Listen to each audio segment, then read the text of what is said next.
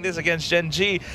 DRX hasn't had the best track record on this map, so I am a little bit concerned, but hopefully they have cooked something up. They have had time, a little bit more time than the other teams to do I think exactly it's also that. the fact that unless Gen G's changed their composition, you've started to see the cracks and how difficult it is to play the KO Silva. So perhaps DRX has some anti-team prepped. I imagine Gen G, out of the remaining maps, Icebox probably going to be up there. Again, I think even Talon gave the respect ban yesterday, but when Buzz can turn on like that in their previous matchup against Talon and just solo carry the game, like those are the maps you want to get rid of. You don't want the opponent's superstar to just be able to rev their engines up and suddenly just, 1v5 everybody. So 100%. Yeah, I'm going to a assume team like that. Gen G. Yeah, I think they're going to want to avoid that one. I mean, listen, Ascent's going to be one of the more comfort picks for DRX, but yeah, there it is, the Icebox ban. So just saying that's perhaps the most carry potential. Ascent or bind, I mean, it comes down to like either the executes or the reads on some of these maps, and on towards something like bind, you have very different compositions. All right, I guess that's what we're gonna go for. Oh, I like it. these map picks. No, I love it, and the reason I love it is I think this again just goes to show DRX a different DRX when they're not the favorites, right? They have to go for these new maps. They have to go for the maps where they've prepped something else, where they have the better read on their opponents, things like that. So. The bind, we haven't seen, from DRX, so we'll see what that comes up if we get there at all. That's right. Now, we have seen a little bit of Haven from these two teams, but this is Gen G's pick. What do you make of this? I mean, I think, even the times that we have seen it from DRX, sure, there is that breach, but it just doesn't look as fluid as it used to be. I think it's very rigid around the set plays, and the way that Gen G was playing it against RQ as well, I think it just goes to show that they understand the pros and cons of that double controller. Since the Sky Nurse, people have kind of veered away from this composition, sure. But the way Gen G played it, again, they can still rely on members like Meteor and Texture to kind of solo push, solo lurk, things like that on either side of the map. So I think Gen G's going to feel a lot more comfortable that they can force the utility out of DRX if they go for something like the Breach composition, and then it's a much easier map for Gen G. Yeah, I think they also just have a lot of the ideas set in place and how they want to play around it. If something does go down, if they lose a controller or something else here or there, they're able to kind of fill that gap really quickly, and that's kind of how Gen G has always operated. So many layers to the way that they operate on the map. Meanwhile, for DRX, like Will mentioned, it's like not the same as before. But what I am glad about is just Mako starting to show that, clutch potential once again, right? He's starting to get a little bit more comfortable with his current role, and they're starting to do a little bit better, especially with their current track record, like 3-0. Yeah, I am so happy to see Mako come back into form, by the way. He was known as the guy who could do no wrong, and, we kind of saw like a quieter period from him for a while, so I'm glad to see him coming back there. Yeah, I mean, it's great. Also, just the fact that it is, I think, a lot quicker than a lot of us expected, right? Sure, it's not at the highest level in the world, but he's getting used to it. He admits it. I think that's great to see. Yeah, I think just understanding what your weakness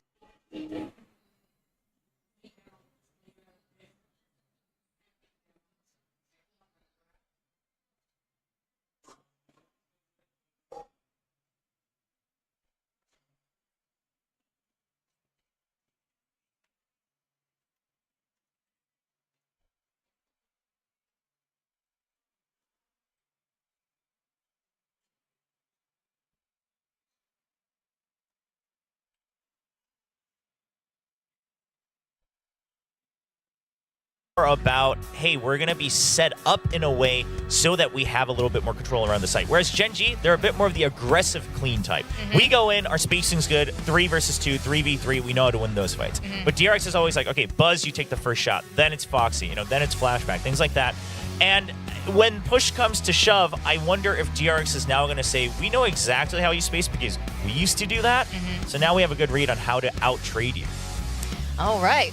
Well, I think this roster has so much potential, and I do like all the changes they've made this year. I also just want to add one more thing. The biggest difference between old DRX and new DRX is they're actually starting to win their first fights. The old DRX used to have to always win 4v5, and that was very impressive, but now they're actually winning first duels. Yes. No, seriously, this makes a world of a difference. Yes.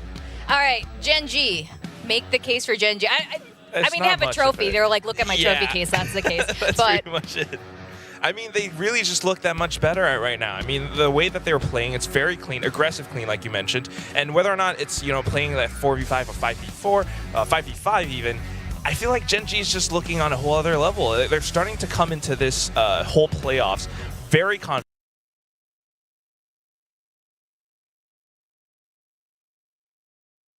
It's like everything positive going for DRX right now. As much as I want to believe in them, statistics, everything kind of points towards Gen G. Like everyone else went towards Gen G. What are you guys on?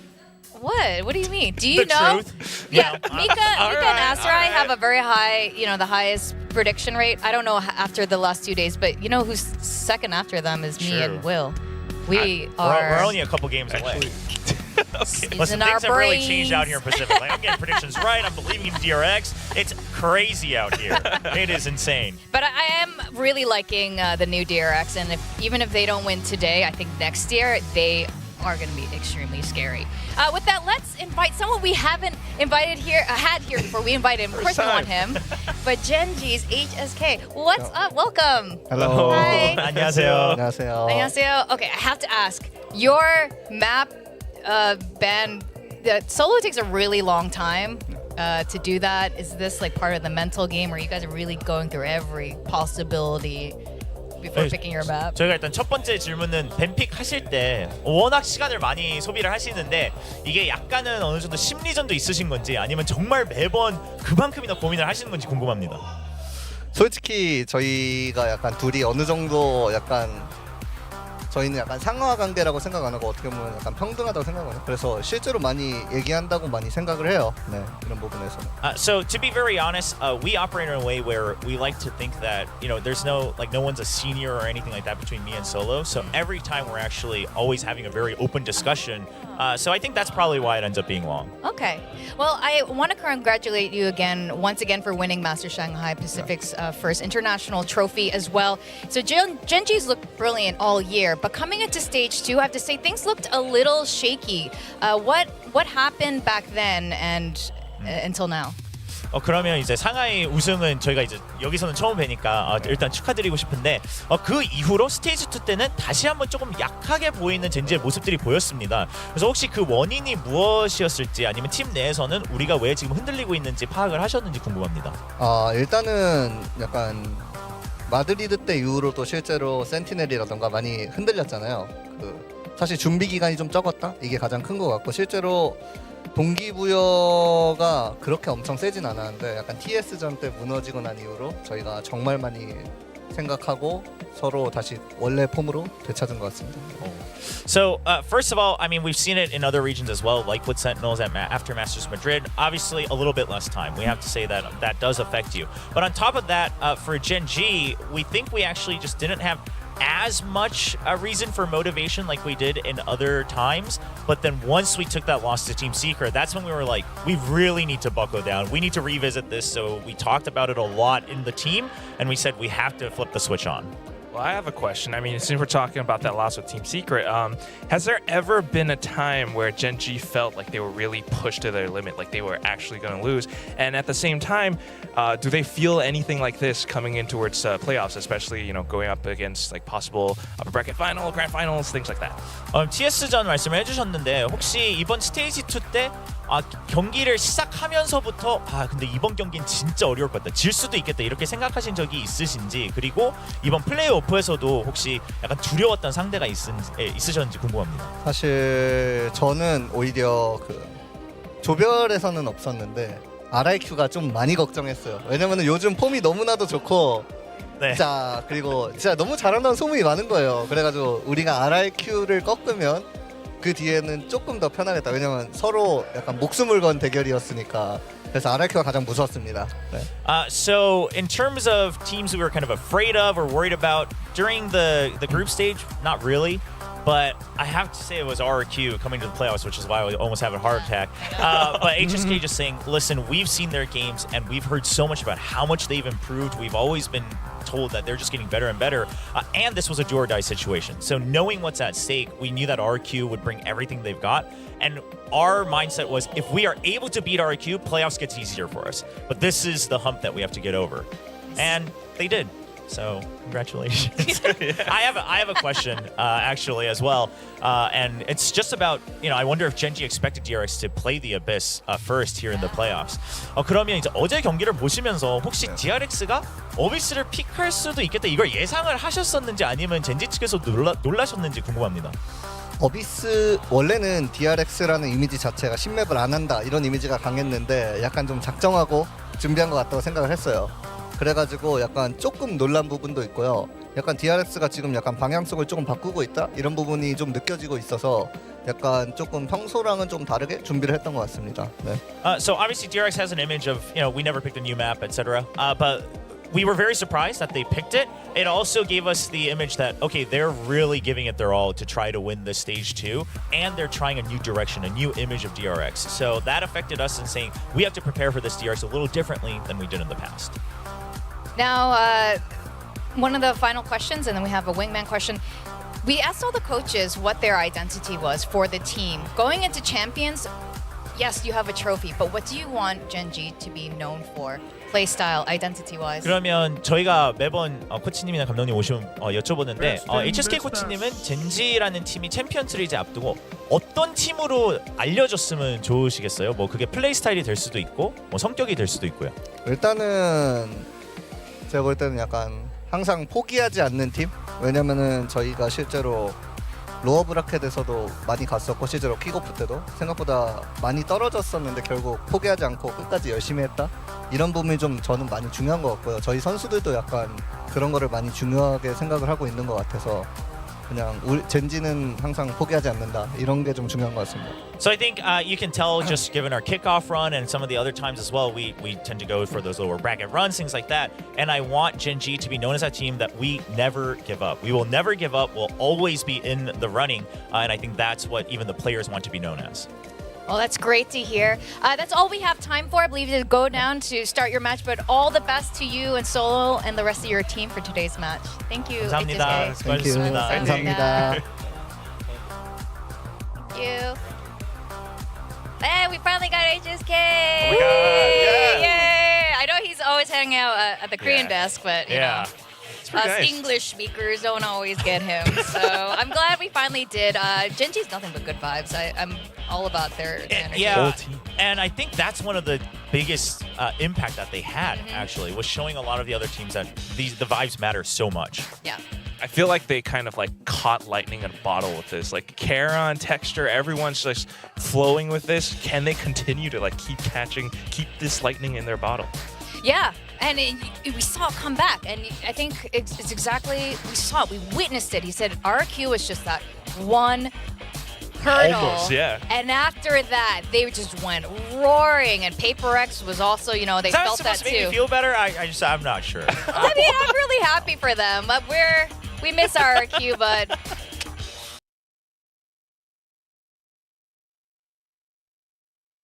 RRQ போல் எப்படி edit பண்ணணும்னா போல edit பண்ண போல் ரெண்டு போல் தான் வருது.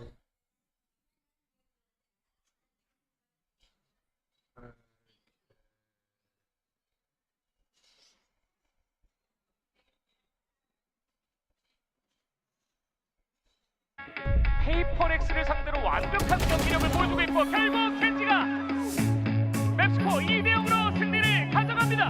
압도했습니다. 전 시즌에 PRX 선수들한테 결승에도 패배를 했었는데 이번에 이기게 돼서 좋지만 아직 역시 결승에서 이긴 게 아니기 때문에 남은 경기도 더 집중해서 잘해야 될 것 같아요.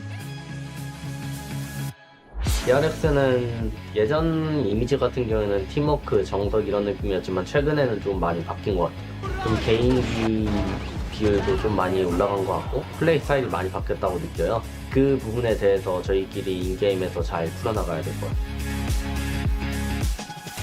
They should know where Buzz is, and now holding the defuse, and that's going to be the end of it. They take him out. Foxy9 also taken down, and Gen.G will move on. 젠지가 이제 중요한 순간 때마다 저희를 떨어뜨렸잖아요. 저희가 실수도 많았고 좀 못했다라고 볼 수 있는데.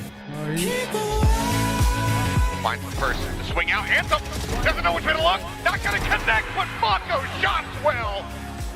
젠지와 DRX가 만나게 됩니다. DRX의 앞길을 몇 번을 막았던 젠지. 이제 저희는 성장을 했기 때문에 아마 젠지도 저희를 볼 때 좀 무서움을 가지고 있을 거라 생각을 해요.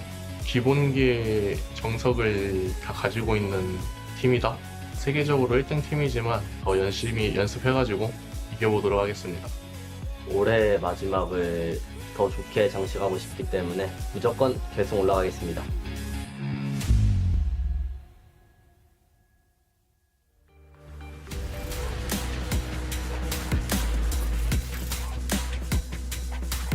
젠지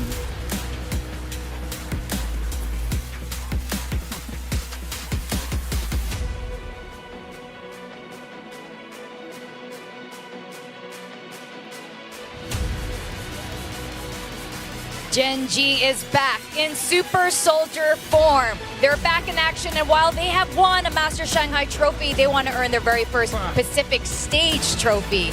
And within days, they easily knocked down RRQ, followed by Paper Rex. They're in peak condition, and it seems the Tigers are ready to roar once more. But their opponents in the blue corner are none other than DRX. Now, DRX were once known as the kings of Korean Valorant, but they've had their crown stolen away, being traded between Paper Rex and Gen G all year. They want it back. And here comes Mako, their IGL, the guy once known for doing no wrong. And on his squad, we have some of Korea's most brilliant young talents. But the question is this fresh team finally ready to face the Gen G Giants? I think this is going to be a new look from DRX. Obviously, the past times that they've met Gen G, it's always been a lot of times in that elimination factor, a much tougher, much more pressure on that situation. But now that pressure's off. You're both already qualified for champions. Obviously, you want to go for that advantage, especially in front of a home crowd next week in the finals weekend in a new stadium. But that should alleviate a lot of that nervousness from the youngsters on DRX, right? So now they should bring that confidence back and say, hey, we can match Charon, right? We can fight against him. And if you look at it that way, I don't think any one player on DRX necessarily goes in losing that 1v1 duel against any of their respective opponents on Gen G. Gen G's proven it more often, but hey, today things can be a little different. It definitely could be, Will. I mean, DRX, they've been improving so much. They're starting to take some of that pressure off. And with the newer players coming in, they're showing more individual plays now, a different play style, more flexible, and that just might be able to, knock Gen G in for a bit of a loop. Meanwhile, for Gen G, it's like that much more difficult for them to stay on top, right? Yes, they're really confident, they're really strong, but they've also been tested a little bit. They've crossed that hurdle now. Can they continue with this forward momentum? I think one of the most interesting things that we'll see from Gen G is that they've actually proven that they are some of the best teams right now, one of the best teams right now to face a lot of aggression. But again, DRX plays a little different. So now it's probably a great test for Gen G to say, okay, can we go back to our roots and know that we can beat this style of Valorant as well? All right, nothing but good vibes on the stage between the two Korean titans. Let's go to our casters, Paper Thin and Achilleos. Thank you very much. Yes, another big Korean clash to determine which of these teams is going to be going into the grand final and which one has to linger a little bit more down in that lower bracket to play against either Talent or Paper X, which we'll be seeing that matchup later on today as well. Hi, I'm Achilleos, that's Paper Thin, and we will be taking you through all the action here today. Absolutely. I'm very excited about this match. I mean, this is a really interesting set of two teams right now. You have Gen G, obviously. What else can be said about them so far this year? They've looked very, very good. They just destroyed Paper X yesterday. Now today, DRX. It's been up and down this season at times, and they've unfortunately hit their downswings when it mattered most, but now they've made playoffs, they've made champions, and they have a chance here to make finals against Gen G. And this DRX team, I mean, they came out swinging too yesterday against Talon.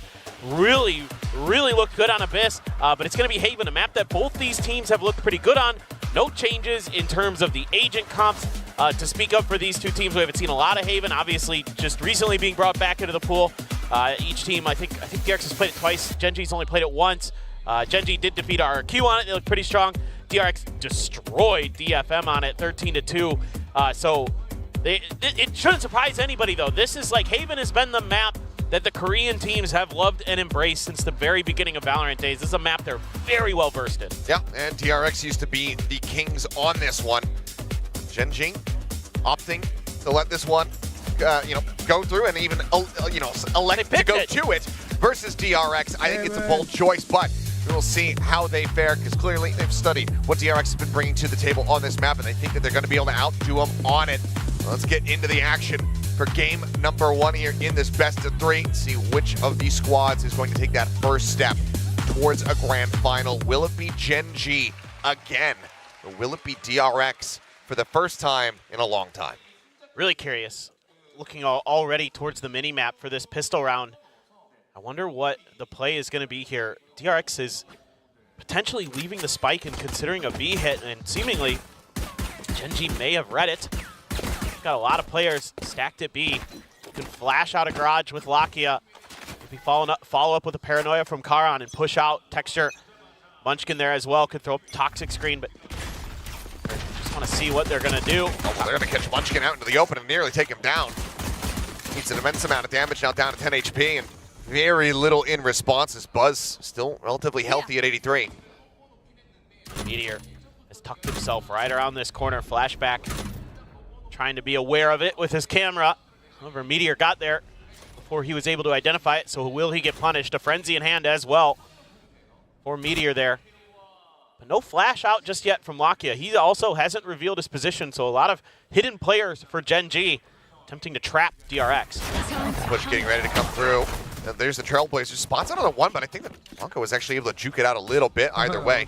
They're not going to look to challenge forward here into the garage. Pull back from the angle. Meteor taking a couple shots over here, trying to find Flashback. Let's get a little bit of damage across here onto the KJ. Both of them just going to be pulling back away from one another, it would seem, as double entry into the B site, try to intercept this. Lakia for now poking his head through that C link. Flashback has seen a couple at A, so that's going to cause DRX to pull back here. Some space gain, but Buzz down. And Lakia able to come away with that kill. Bane trying to pursue, finds it. Spots out the swing, sets up the recon. That's going to be a quick clear here from Texture as he just go ahead, dashes forward into backside. Looks for the challenge, instantly finds the headshot. Bane going to be taking down Mako, dead. Texture, Snappy with the ghost as ever. Flashback cannot get that transition over onto the next player, so it's only Lakia dead as Gen.G will take the opening pistol. Yeah, I mean, just really solid discipline stuff as we've come to expect from Gen.G, holding their positions in their hidey holes very nicely, not giving up anything in either of those spots with Lakia or with Meteor. Good recognition by DRX to pull up that A hit, but an even better reaction from Gen.G, understanding that the A pressure didn't come through, even though Mako tried to sell it by pushing towards the A side up the ramp.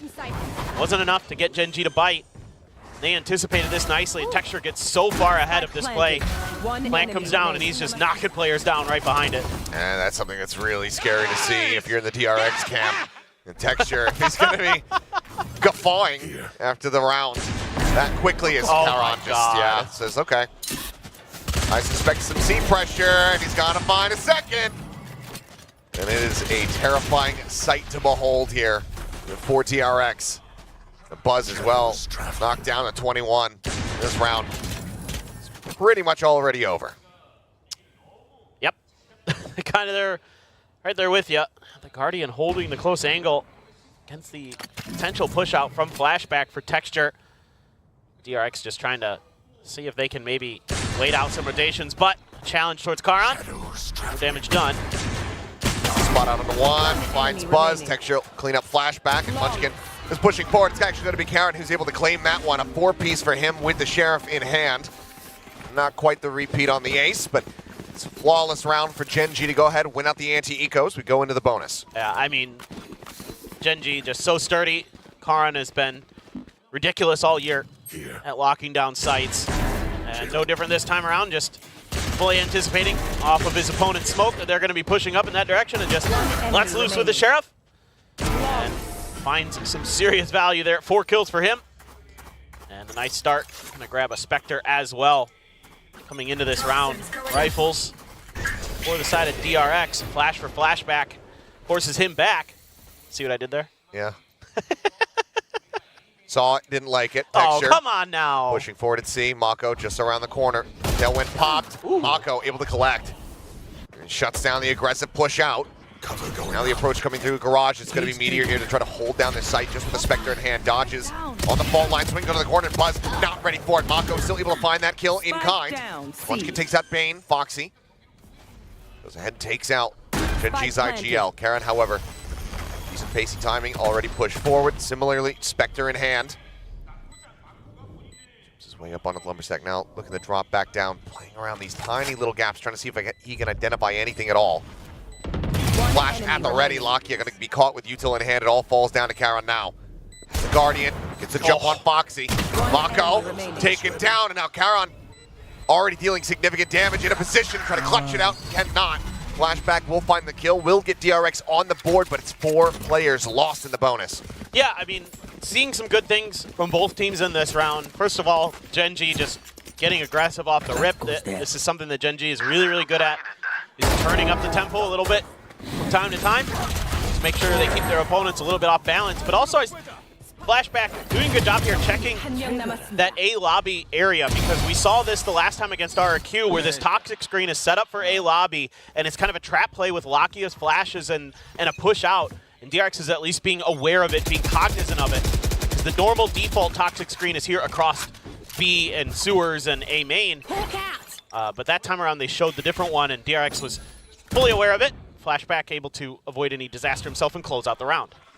Only 2 players on DRX right now that have full armor, so this Outlaw in Texture's hands could certainly do quite a bit of damage. Mako as well, the one that's looking to maybe challenge here over at C.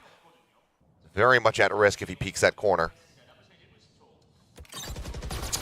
Definitely scary. Turret is going to get popped off the garage contact here. Oh, he just swings in. Buzz not prepared for it. Ends up getting picked off. That's Buzz now. 0 and 4. Certainly a softer start compared to what we were seeing from him yesterday, and now Foxy9 as well taken down. The layers so good on that C site.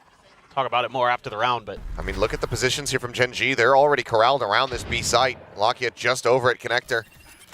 Karen playing forward. There's the spray through, and there's the cleanup. It's going to be another flawless here from Gen.G. Now 3-1. yeah, I really want to talk a little bit about the KJ setup for Texture there on the C site. The turret to watch garage, Meteor can play off of that. There's also a nano at each entrance, so there's a ton of delay there for Gen.G to set up this Outlaw for Texture. He's able to watch that extra angle. Meteor had to peel off a little bit, and then Karon is... He's 9-1-1. Yeah.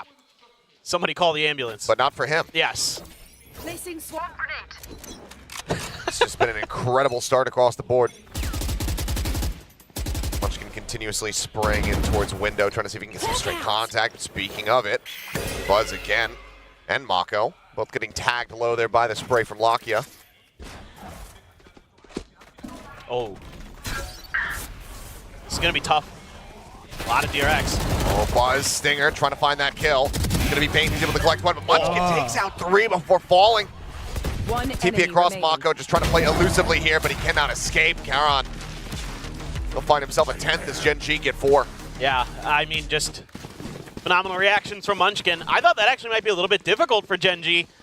Their defenses weren't in a super great place necessarily. They didn't get any info on sewers as Flashback was tucked pretty far back away from the Trailblazer, and the attack itself was somewhat unchecked until that fault line comes out, but the response with the snake bite is beautiful from Munchkin. What a just turn on the flash as well from Munchkin. Snappy as all hell. To be able to realign the crosshair instantly after that flick is just disgusting. And this is one of the things that we do have to talk about because Munchkin has been pounding as of late. He's back to what we saw earlier in the year.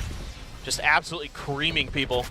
I mean, yeah, people out there who want their IGLs to be able to frag, look no further. Yeah, well, he's been leading by a lot of examples in different ways. X-player could never. I won't name names.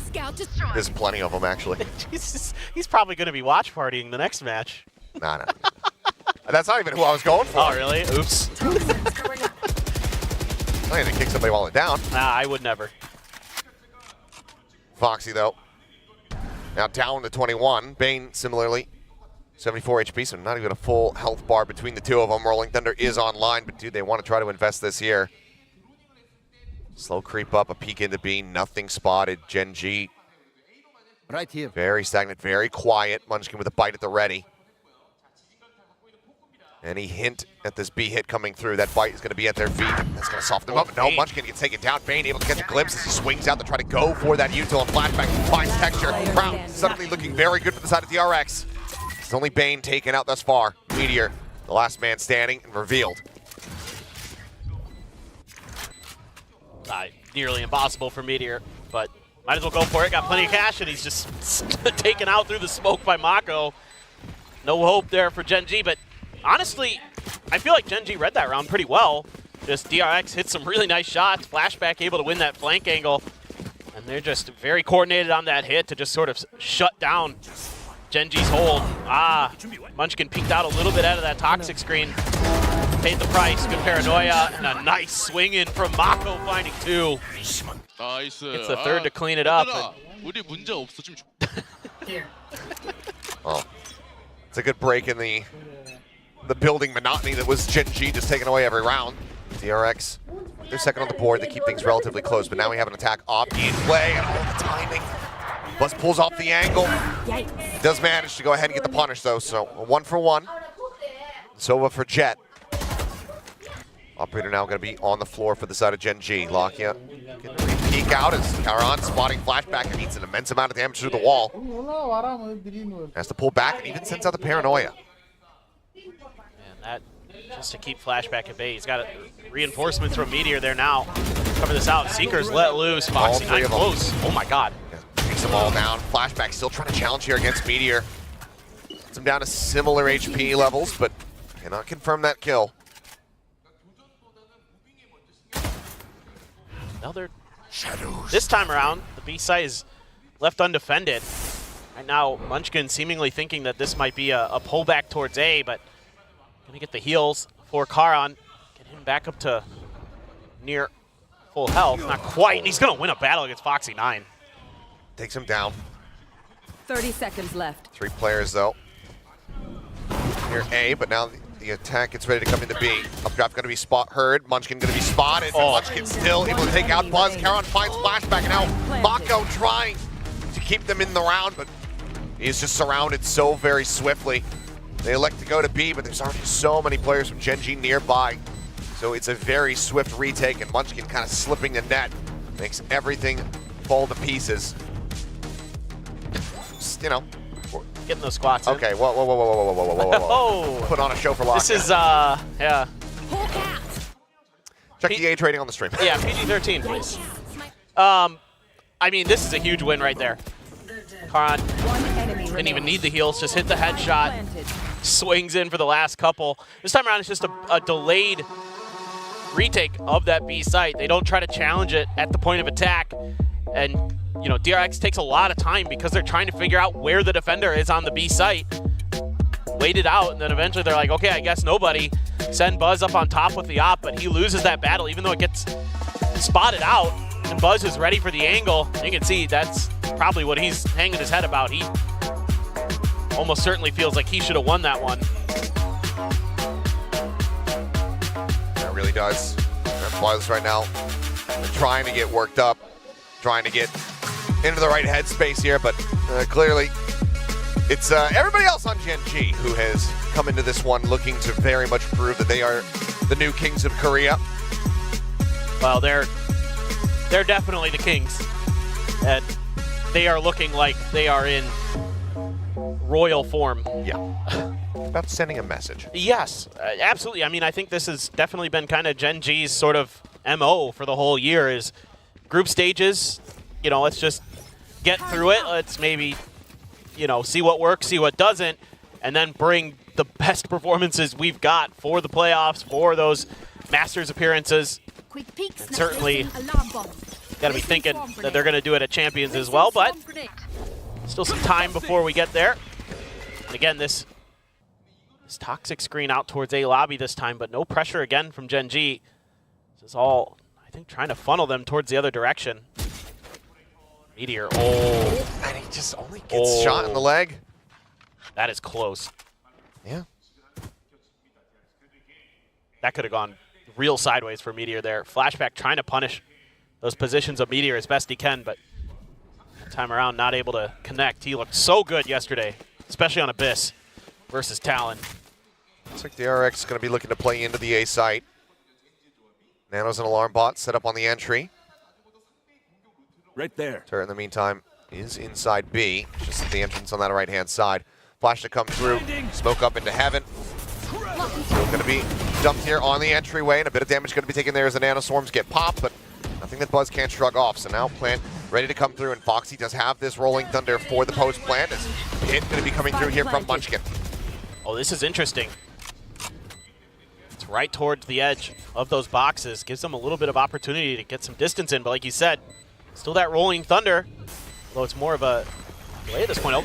Pitch drop. Yeah, they just let this one drop down. Lakia for the window going to be taken down as Foxy's able to find one. Rolling Thunder now going to go crashing across. The ping reveals come through, and Buzz is able to find 2 kills. That leaves Karon now, operator in hand, on his lonesome, and he will have to just drift away from this A site and allow for the spike to go off. So DRX going to be keeping things relatively close, just going to be down by 2 rounds as this spike is ready to go off. Kind of curious if the thought process there was, you know, try to spring a trap, use the Viper's Pit as a bit of bait for the Heaven drop. You know, try to, when it drops, have everybody kind of spring into action.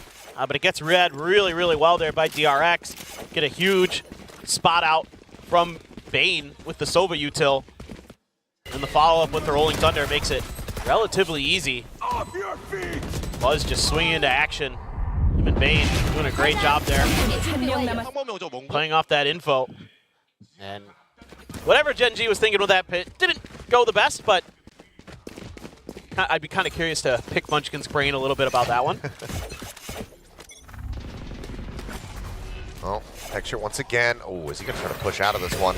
Send out the flash. He's going to go for the peek, and he manages to find the flag. Foxy9 taken down. Texture does get tagged up, but he's playing alongside Lakia, so the heals immediately come through.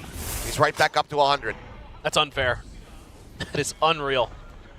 He's just got the most disgusting flicks. Yep. Just time and time again. It's like surely this time. But nope, he's always good for it. Got a bionic arm. No, that's Breach. I'm saying, we call those hospital flicks, but Texture healthy as ever. Yes. There's Mako, quick check on the ult there. See what he can spot out, but immediately smoke out in response from Karon. Still going to try to attack through this one, wait out that snake bite at the very least, but Karon now paranoia in hand. A flashback. Ready to try to intercept. Cam gets set up a little bit deeper, cleared out from window. As the Meteor lurking on the side, and flashback, not aware of that at all. Buzz now going to be taken down up on top of the site. Munchkin will clean up 2 swift kills to deliver another flawless here, the hands of Gen G. Yeah, just really great job there. Sneaking Meteor underneath Flashback's nose. The Flashback thought off of that cam. He'd have the space to get in at least to the front of the site. Ridiculous. Just ridiculous. And then they just all flood in. Don't even allow the spike to get planted. But literally the whole time in my mind, I'm just sitting there watching Flashback thinking, if he doesn't win that battle against Meteor, this round's going to go real bad real fast. Because that flank angle is so crucial for that B plant. Not that I think it would have mattered too much. Gen G did a great job reacting. Oh, the push up, and Mako is just trapped in a corner. Lakia trying to flash himself out to safety, but Buzz does manage to get in. It's ahead of that. Finds the punish with the knives. Now, weapon going to be scooped up for him. So the end 4v4. Smoke still sat there at Sewer, but Karon going to be drifting away from the angle. Munchkin holding this close right approach. Buzz, does he check? Oh, this is going to be a double fake, but Munchkin is able to gun them both down, and Karon has the covering fire. The wider swing doesn't matter, and it's going to be another multi-kill round here from Munchkin as Gen G get up to 7. Yeah, I mean, these rounds by DRX, when they try these executes, are just being read very, very well overall by Gen G. Even on one of the rounds that DRX got a win on, Gen G had a pretty decent read. They just got outshot, and DRX trying to find any kind of footing, not really able to do so. So it's going to be Sheriff's and a Marshall, it looks like. He's trying to jump in and set up that high-low angle with the updraft and the Blade Storm. But Munchkin having none of it. Just absolutely ferocious today, 11 kills. I mean, they're aware, clearly. They're both facing into that corner. Yep. That somebody could be positioned there, but the flash doesn't come through. Munchkin just not missing his shots today. Does eat some early damage here, down to 49. Texture watching for it, but not quite fast enough to be able to find the punish there on the jiggle. So Mako keeps himself alive for the time being, but look at this meat grinder of util that they have set up. Oh. As Charon, what is that? That is outrageous. It's disgusting, and yeah, on the second attempt, Texture not going to be missing that one. Nor is Meteor the first two. Bane does take him down with the Sheriff, but tries to exit out of garage. Charon missing on that punish. Bane with an opportunity, but not for very long as Lockyer arrives over in window. And Gen G just in complete and utter control.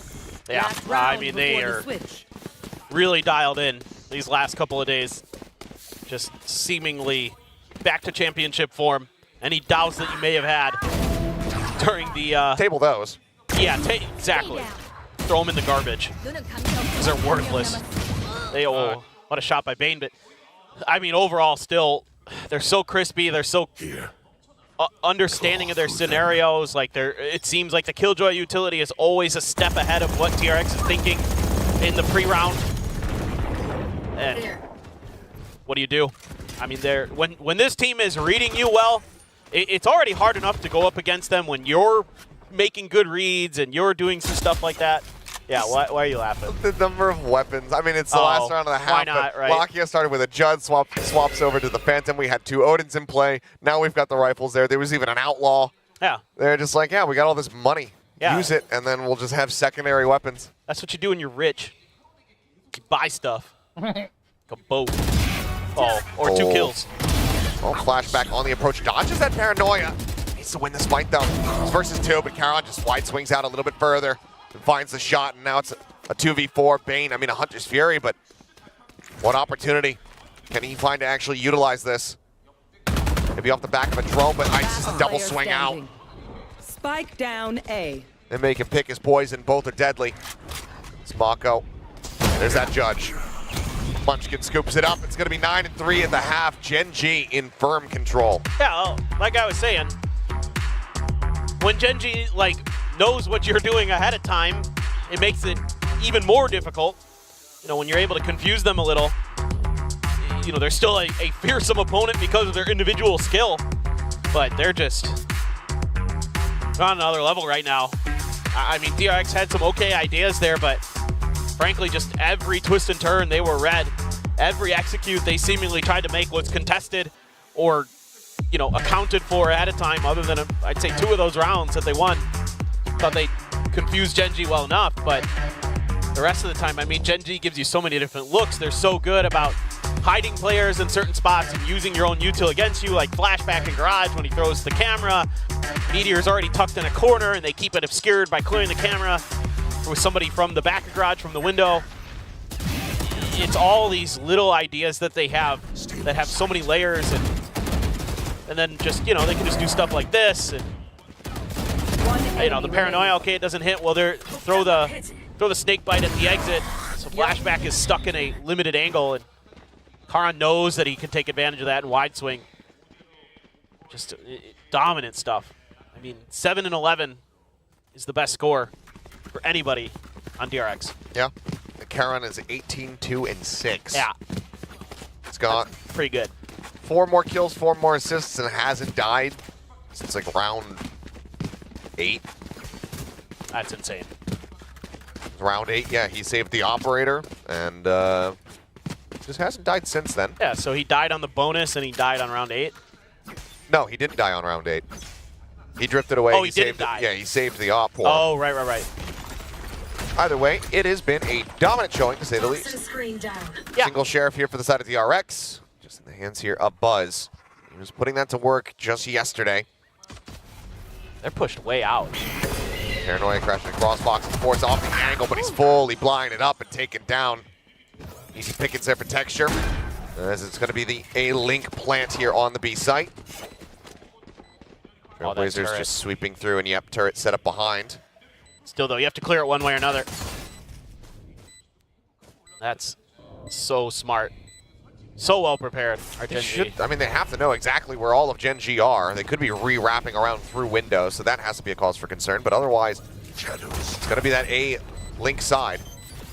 Got him on the spike, instantly the bite through. Meteor able to find a kill. Flashback taking down Lakia here in response. Buzz just trying to push forward, wants to get himself through this smoke, but doesn't even get the opportunity to spam. We'll just take them all out. Lakia again in the pistol, the only casualty, Gen G. 2-0 in that regard, and now at double digits. Yeah, I mean, again, they're just steps ahead. And it's a quick B hit, but that turret is enough to give them the info they need.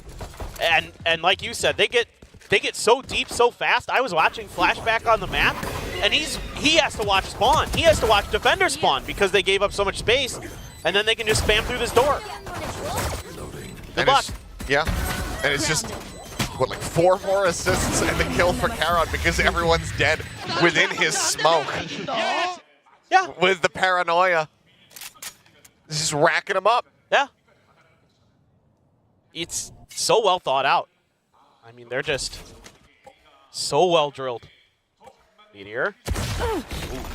Makes some damage, dodges the fault line, full push, getting ready to come through. Buzz looking to close the gap a little bit. Manages to do so, fast enough to get the punish. Meteor this time not going to be getting away scot-free. Sheriff going to be scooped up. But Plant, the A site, completely controlled here by Gen G, who of course still do have that weapon advantage. So DRX going to be needing some heroics, going to be needing some really accurate shots to break through this. And a lot of util to work with here. Maybe we'll get to see one of those classic DRX retakes. It's been a while. Cover going out. Smoke down. Karon looking to play up into this one and catches Flashback. The timing on that dissipates is absolutely gorgeous. Buzz now taken down. Sheriff scooped up by Bane, but similarly, he gets taken out. Does manage to find Munchkin, so it's not going to be flawless, but it's going to be Karon continuing on with this career game.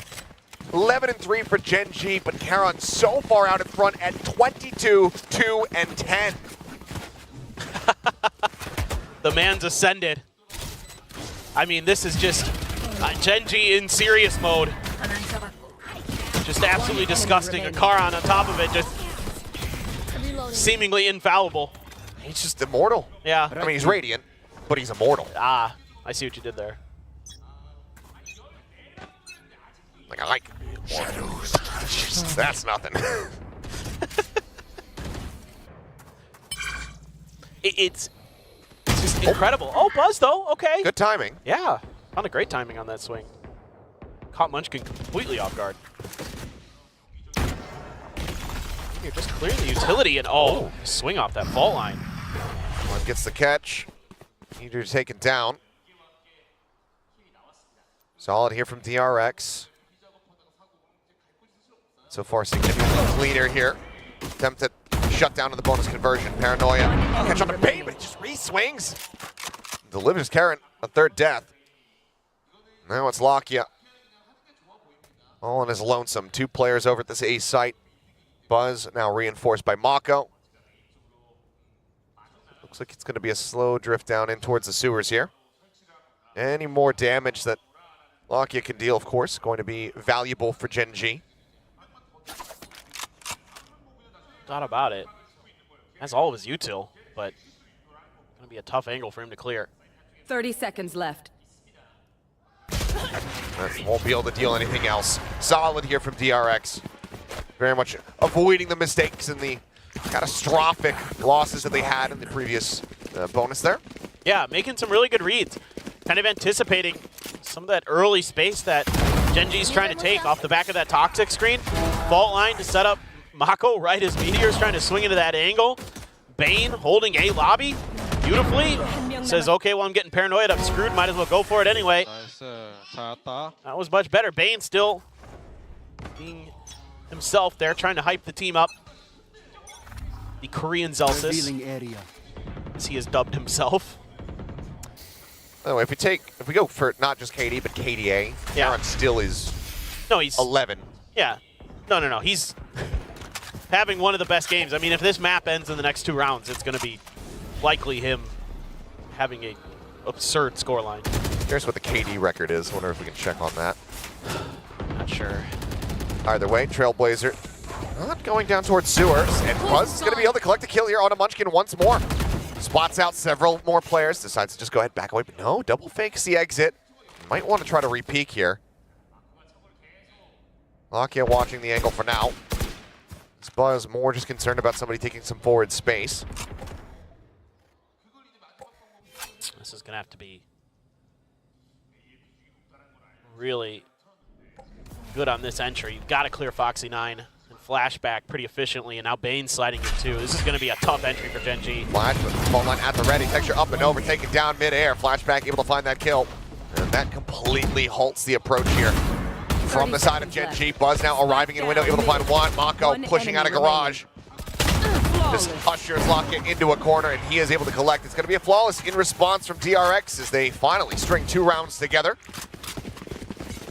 Themselves up to 5, but it is still a very long road back into this map. Oh, and you can see why this map was so preferred by Korean teams for so long. It's because their defensive protocols on this map are really, really good. And everybody just doing the right things at the right time. Buzz is winning his battles in sewers. That's opening up the space for him to go for these lurks. They're reacting very well to their information on the map off the back of it. That means they can collapse onto B. Mako just needs to hold down garage. And everything is easy peasy lemon squeezy. But I want to talk about Gen G just a little bit, even though DRX played very well. Have you seen One Punch Man? Nope. Why not? I know that he's bald like you. Well, okay, yes. I heard that it was... Well, anyway. I heard that it was good. Yeah, it's really good. You'd like it. It's very funny. But anyway, he has this thing where he's like so overpowered he doesn't have to try, right? Right. But then he has like serious mode, and that's kind of what it feels like Gen G is doing right now. They're going like serious mode. You know, like all it takes is just them just kind of flipping that switch when they need to. But who knows? Maybe DRX is making a comeback. Maybe this is just going to be one of those maps where Gen G kind of starts to lose a bunch of rounds and they look kind of a little bit shaky, and you kind of start sort of, you know, kind of scratching your head a little bit. Going, well, what happened? Like, they were so good at the beginning. Keep up. But DRX also very, very good. They can make these turnarounds, these comebacks. So it's going to be a weaker buy, though, this time around for Gen G. Off the back of that timeout. One-way put up and maybe just a fast hit. I think just the cam to check. Karen with the attack, Bucky. Cam's right above the B door. Paranoia across. Foxy going to be blinded up here. Backside by Mako. He's able to go ahead, refill the space, finds that kill, TP up over at the top, and Karen is not prepared for it whatsoever. Meteor with a Sheriff will be able to find one. Now he finds himself all on his lonesome. And Mako will be able to find a 3-piece. DRX not allowing for any thrifty shenanigans off the back of the timeout. 3 rounds consecutively now for them as they get up to 6. Yeah, this time around a good TP from Mako. Saw one yesterday that was a little bit wandering, but this one is perfectly timed. Gives himself a great opportunity while that plant's going down. Knows he has that angle. Knows he has a free kill. Very nicely done. Now Mako in the positives for his score. Matching Haran, well, not quite, but, you know, he's getting there. It's Battle of the Omens. Battle of the Omens. There you go. Defense op now in play, though. Both going to be situated over at B. Shockdart not going to be getting the connection there. So close. And now we have seeing a little bit more A congestion, hiding a couple players. That smoke dissipates. Great timing on that from Bane. It's a spot on the texture, and that's going to back Gen G up, at least for now. Make them rethink their strategy here. It has the Hunter's Fury, but given that you get the Jet, not worth trying to open up, pick them off with that. Too much mobility available. I've got your trail. Just hold on to it, but now Execute getting ready to come through. Seeker's leading the way. Paranoia crashing across, connecting out onto at least 2 of the players here, but that fault line really comes up the works, and now Meteor and Texture both get picked off. Munchkin looking to redirect. Have the camp cleared out. So many players going to be closely positioned to try to go for a flood retake. Karen getting the plant down. Weapon cannot be drawn out in time. Flashback takes his head off, and once again, it's going to be Lakia. Last man standing. Given the investment of the round, might just be a call to save. He's tucked back, waiting to see any forward aggression here, but Flashback doesn't need to overstep, doesn't really need to go beyond this point. Up on top of the box. As There'll be a little bit of damage, but ultimately Lakia just hanging back, holding onto the weapon.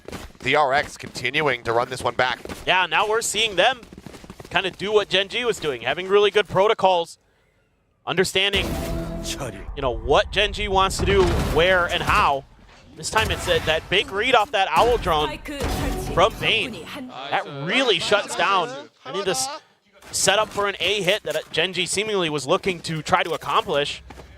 And that thwarts them. They get a couple big kills on the re-attempt. They divert over to B. Bane gets a decent spot there. Karan and Texture identified. Let's see how Gen G wants to work off the back of this. Trying to spread the map. Buzz's op is all the way over on C. So if Munchkin challenges that angle, he find himself on the bad end of it once again, but smoke comes down. Gen G gonna just spread the map a little bit more. Just watching to see if any more util is expended here by Gen G. Still have the one more flash. Oh, the Trailblazer just went out. It's going towards C. Oh, I think might have caught a very last little glimpse there of Buzz. Maybe. I think you're right. They're pulling off. Gonna be leaving Munchkin forward here at C, tucked away in Cubby, but there's still that tripwire set up to catch him. So even if he does get a delayed lurk timing, if Buzz rotates off the site, he's gonna have to expose his position. Looks like they're just gonna pivot around here towards C. Enough doubt, so DRX start getting positioned for a potential A hit.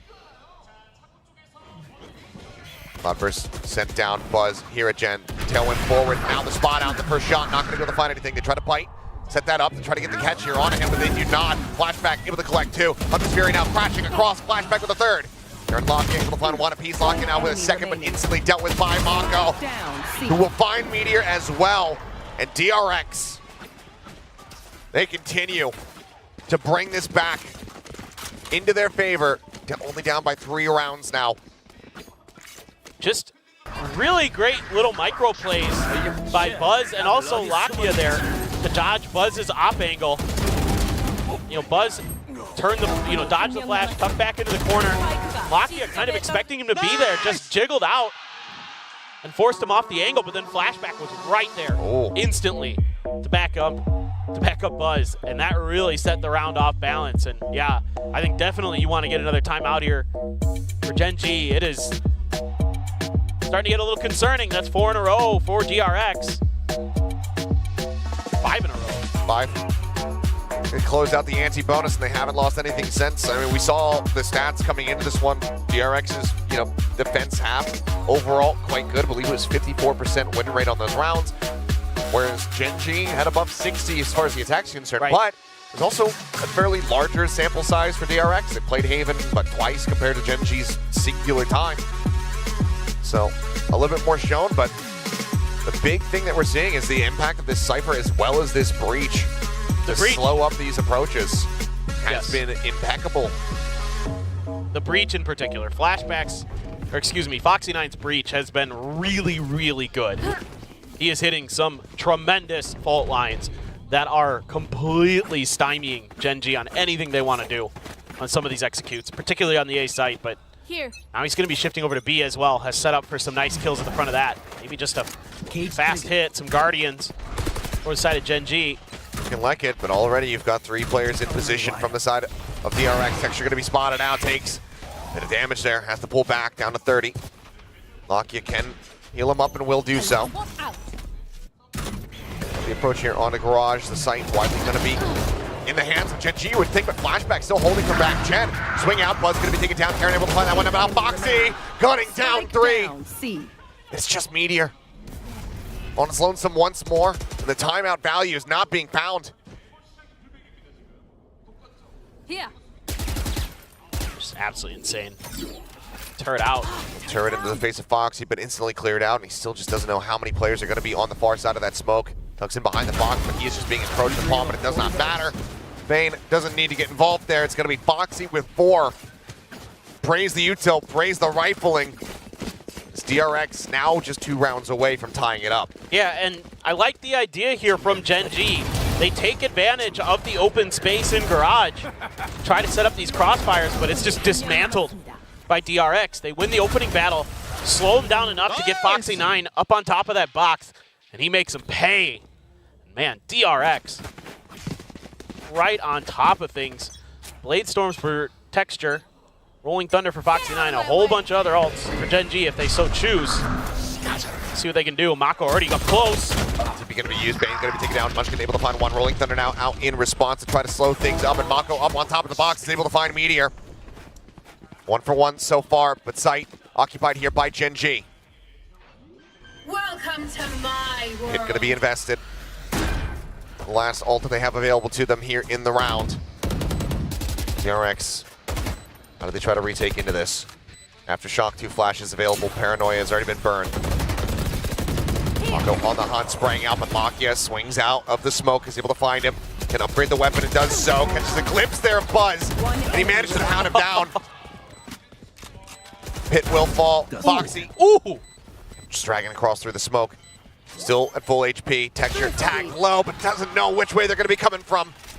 Gen G finally able to push back, and of course it's in thrifty fashion, as that gets them up the map point. They still have Seekers now available, plus that lockdown. Absolutely wild at the beginning of this round. The Rolling Thunder comes through to try to slow this up, but Gen G's already past it. Getting that pit and that poison cloud there for Lakia to just sprint around, spraying it. Makes DRX's life a nightmare trying to get through there. Of course, the decay as well obviously comes into play, but really nice setup there in that post plant for Gen G, really taking advantage of that Viper util very nicely. Start out. Munchkin gonna get ahead of it. Is Mako gonna read that? I don't know. Slow creeping down. Munchkin just on the other side of the wall. Mako pushing forward and does get punished. Buzz now. A lot of pressure applied. It's a flash to the face. Trailblazer coming through. Nothing pushing off the back of it though. Just gonna be catching that trap wire.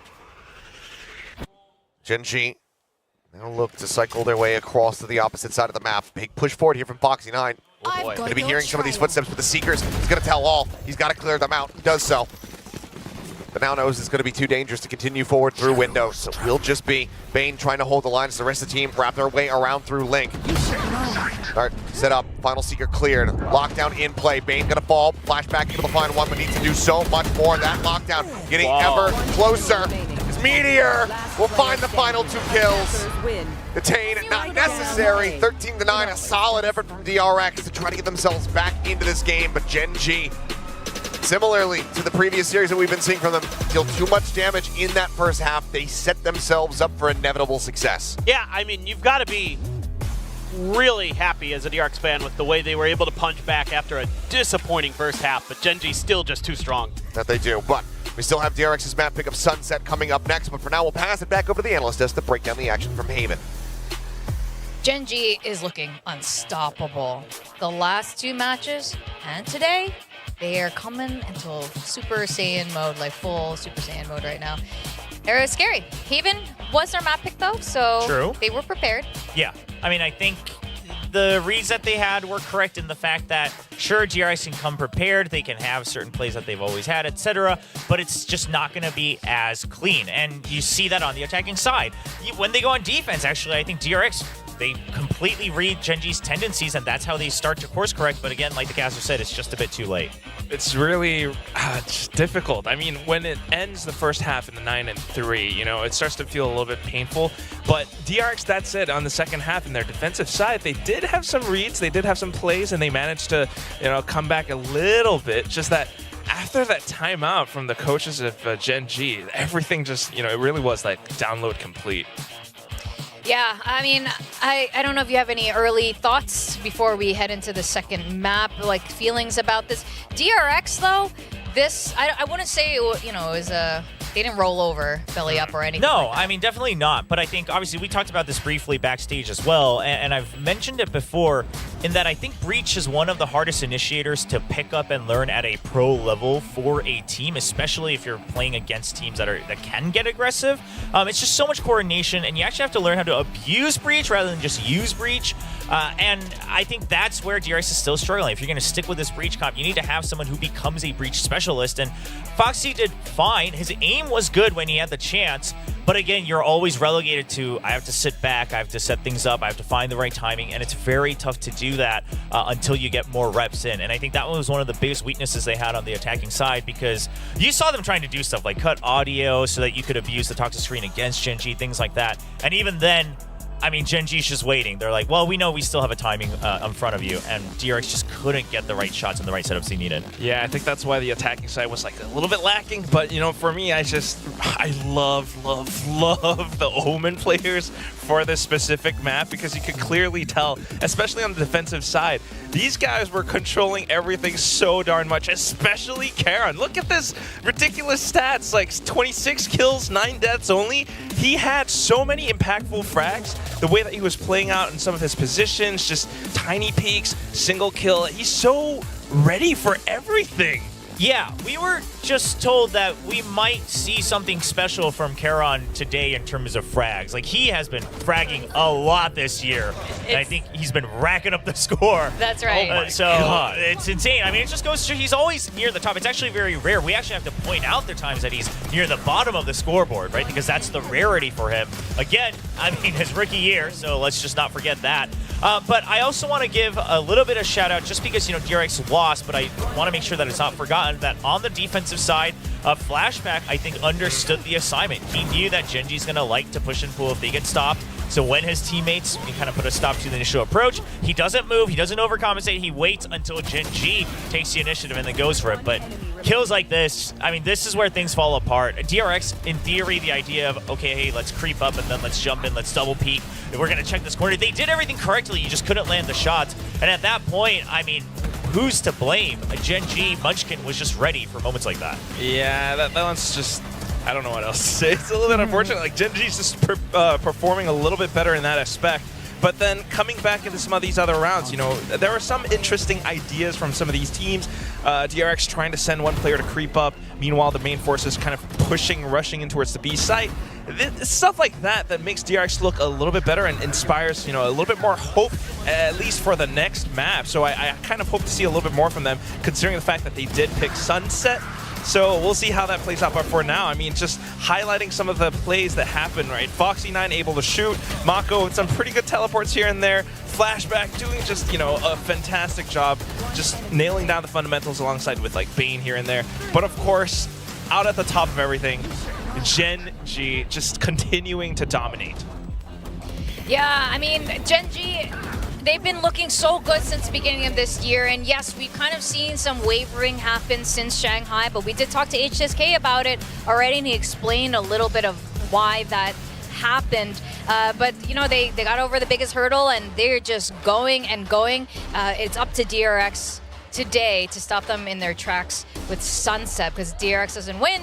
They'll be going down to the lowers to next week. Oh, no. Yes. Yep. Yes, next the week. The lower finals. God, we said it's like the last day today. Like, what day is it now? Next I don't week, even know. we'll be in a brand Tuesday? Huh? Yeah, we'll be in that brand new venue, the finals arena, the final stadium next week. So that should be exciting. So we'll see if DRX can extend their life here on their pick of Sunset. My biggest question is, does Gen.G bring a new composition? They've had some time. It's not necessary, right? Given the circumstances, you're still in the upper bracket, et cetera, et cetera. Maybe you don't feel the need, even if you do have something prepped. And I still think that this composition is fine. I think the Ascent composition is fine here in Sunset, but it's very difficult to perfect. And I think once teams start to pressure them, Gen.G has shown that they start to show a little bit of the cracks. So DRX probably came prepared for that, and I think it's the ball's in Gen.G's court. That is an interesting point, though. Is it a matter of changing the agent composition, or just doing what they've done on all the other maps, which is just refine, add more, you know, have a deeper playbook, just figure out more levels to whatever they've already got? Looking at Gen.G's track record, probably just adding more layers is the better way to go. You know, the time that they put texture on Omen, it didn't go quite well, although personally I was a fan of that composition back on Icebox. So, and here's the thing, is that you're never done with a composition. There's always more to improve, and there's way that you can maneuver that composition to counteract your opponents rather than just relying on the agent pings. And I like that about Gen.G. I think that's what makes him so reliable. But again, when DRX comes in prepared, it's not an easy mountain to climb. So I'm wondering if Gen.G gives that respect. I mean, they've been pretty good at adapting so far, but that's why I see what you're saying, you know, about the layers. They truly are kind of like the agent specialists with how they're playing so far. Gen.G just being that consistent with everything that they're doing. It's just the layers and how they really kind of adapt on the fly, even with the coaches calling some of the strats and like seeing some of the differences in the game, and they have to like just figure that out as they go along. It's difficult, but you know, I think it can be possible. Meanwhile, for DRX, yeah, this is where you can kind of start to feel maybe a little bit more hope for them. Considering the fact that they picked this, there's probably some anti-strats or some set plays that they've kind of figured out. All right, now before we talk a bit more about the agents that they might be playing, we got our guessing game because it's game time for us. Oh, Question look at that beautiful is color. Yes. purple. Continue. I do like purple, Yes, clearly. purple's great. I think I wear it better than you, so we should just give me a diamond. I agree. The question is, which team will win the pistol rounds on map 2? Obviously, the choice is Gen.G, DRX. Wow, or the is it AI a went tie? DRX. Bold move, Yeah. bot. We'll see you. I'll see you at the end of this game. Are you going to be as bold as our predictions today? You know, I'm gonna go with what I believe will be correct. All right. I'm going to go with the wingman, the audience. Is y'all my wingman? I'm going to go with Gen.G. I'm gonna go with a tie. Ooh. If you can see it. You're It's not even double up, and I'm still gonna go for a tie. All right. I was thinking about DRX at first, but then I was like, I think DRX winning it is hard, just because Gen.G is very good at their pistols. Gen.G Yes. also knows how to Yeah. abuse the sheriffs to take advantage of the pistol rounds. Exactly. So I think it's gonna be hard for DRX to come out on top both times. But listen, you picked it. You gotta have some strats prepped for the pistol round. So. Absolutely, and I do think, you know, considering they brought out Biss immediately yesterday, and they did have some time to go into the lab, cook something up, I think they're going to do something different. And here the we neon. go. okay. Hold up. This is exciting. All right, Buzz is neon. Okay. Foxy9's still going to be playing the breach, so we'll see if it's a little bit more comfortable here. But if he can set things up for Buzz, it's going to be great. I actually think this is going to be feast or famine, because if you're playing Neon Breach, you're relying on compensating for only having one relay bolt along with the fault line now to help cover that. And if that timing works, then Neon's super powerful. But if it doesn't, there's going to be rounds where Buzz is kind of left alone in enemy territory, and he's going to have to fight his way out of it. We really got to see that happen, but you know, it's going to be tough. Gen.G is looking really, really hot right now, and it feels like they're going to be able to continue on their streak. All right. Well, Sunset is the second map of this match today. Let's go over to our casters Achilleos and Paperthin. Well. This is certainly a surprise. DRX, they pick Sunset. We knew that they were going to have something special prepared for this one. And it's Buzz making his career debut on Neon. Now, some people might be thinking, surely he's played Neon in the past. Nope. Usually had RB there. Yeah. RB was the Neon specialist. You think back to all those crazy games on Fracture. Yeah, he's not done it before. Absolutely really interesting that DRX is the one making the change. You know, the whole talk and whole thought about Sunset for Gen.G was maybe they needed a comp change. Meteor out front. Oh my God. Okay. Well, Meteor able to go ahead and find that mid-slide headshot, but Flashback still looking solid. Comes up with 2 and Munchkin's quick to trade back. So now we find ourselves in a 3v3. Fragment going to be going out. Stops the plan here for now. Foxy9 just forced around the opposite side of the wall there. Mako takes a deep position over towards Boba. Still some flashes from Foxy. Shots coming out, nothing finding a connection, but Munchkin. He does get him. Texture now creeping forward, the swing getting ready to come through, but just a classic in hand. He's got the tailwind. He's able to go ahead and avoid getting tagged up. Foxy now down to 45 in the man advantage here for the side of Gen.G. 0 point interrupts the push forward. Texture looking for the kill, but Bane is able to shut it down. Gives him an opportunity, but it basically has to be headshots, and they have to dodge these sheriff shots from Lakia, which they're able to do. Fault line now back into play. Munchkin has been tagged by it. Not sure either way. Time is dwindling. He is reconned. He is absolutely screwed. Nothing more to be done here, as DRX will be able to collect a pistol round win. By the skin of their teeth.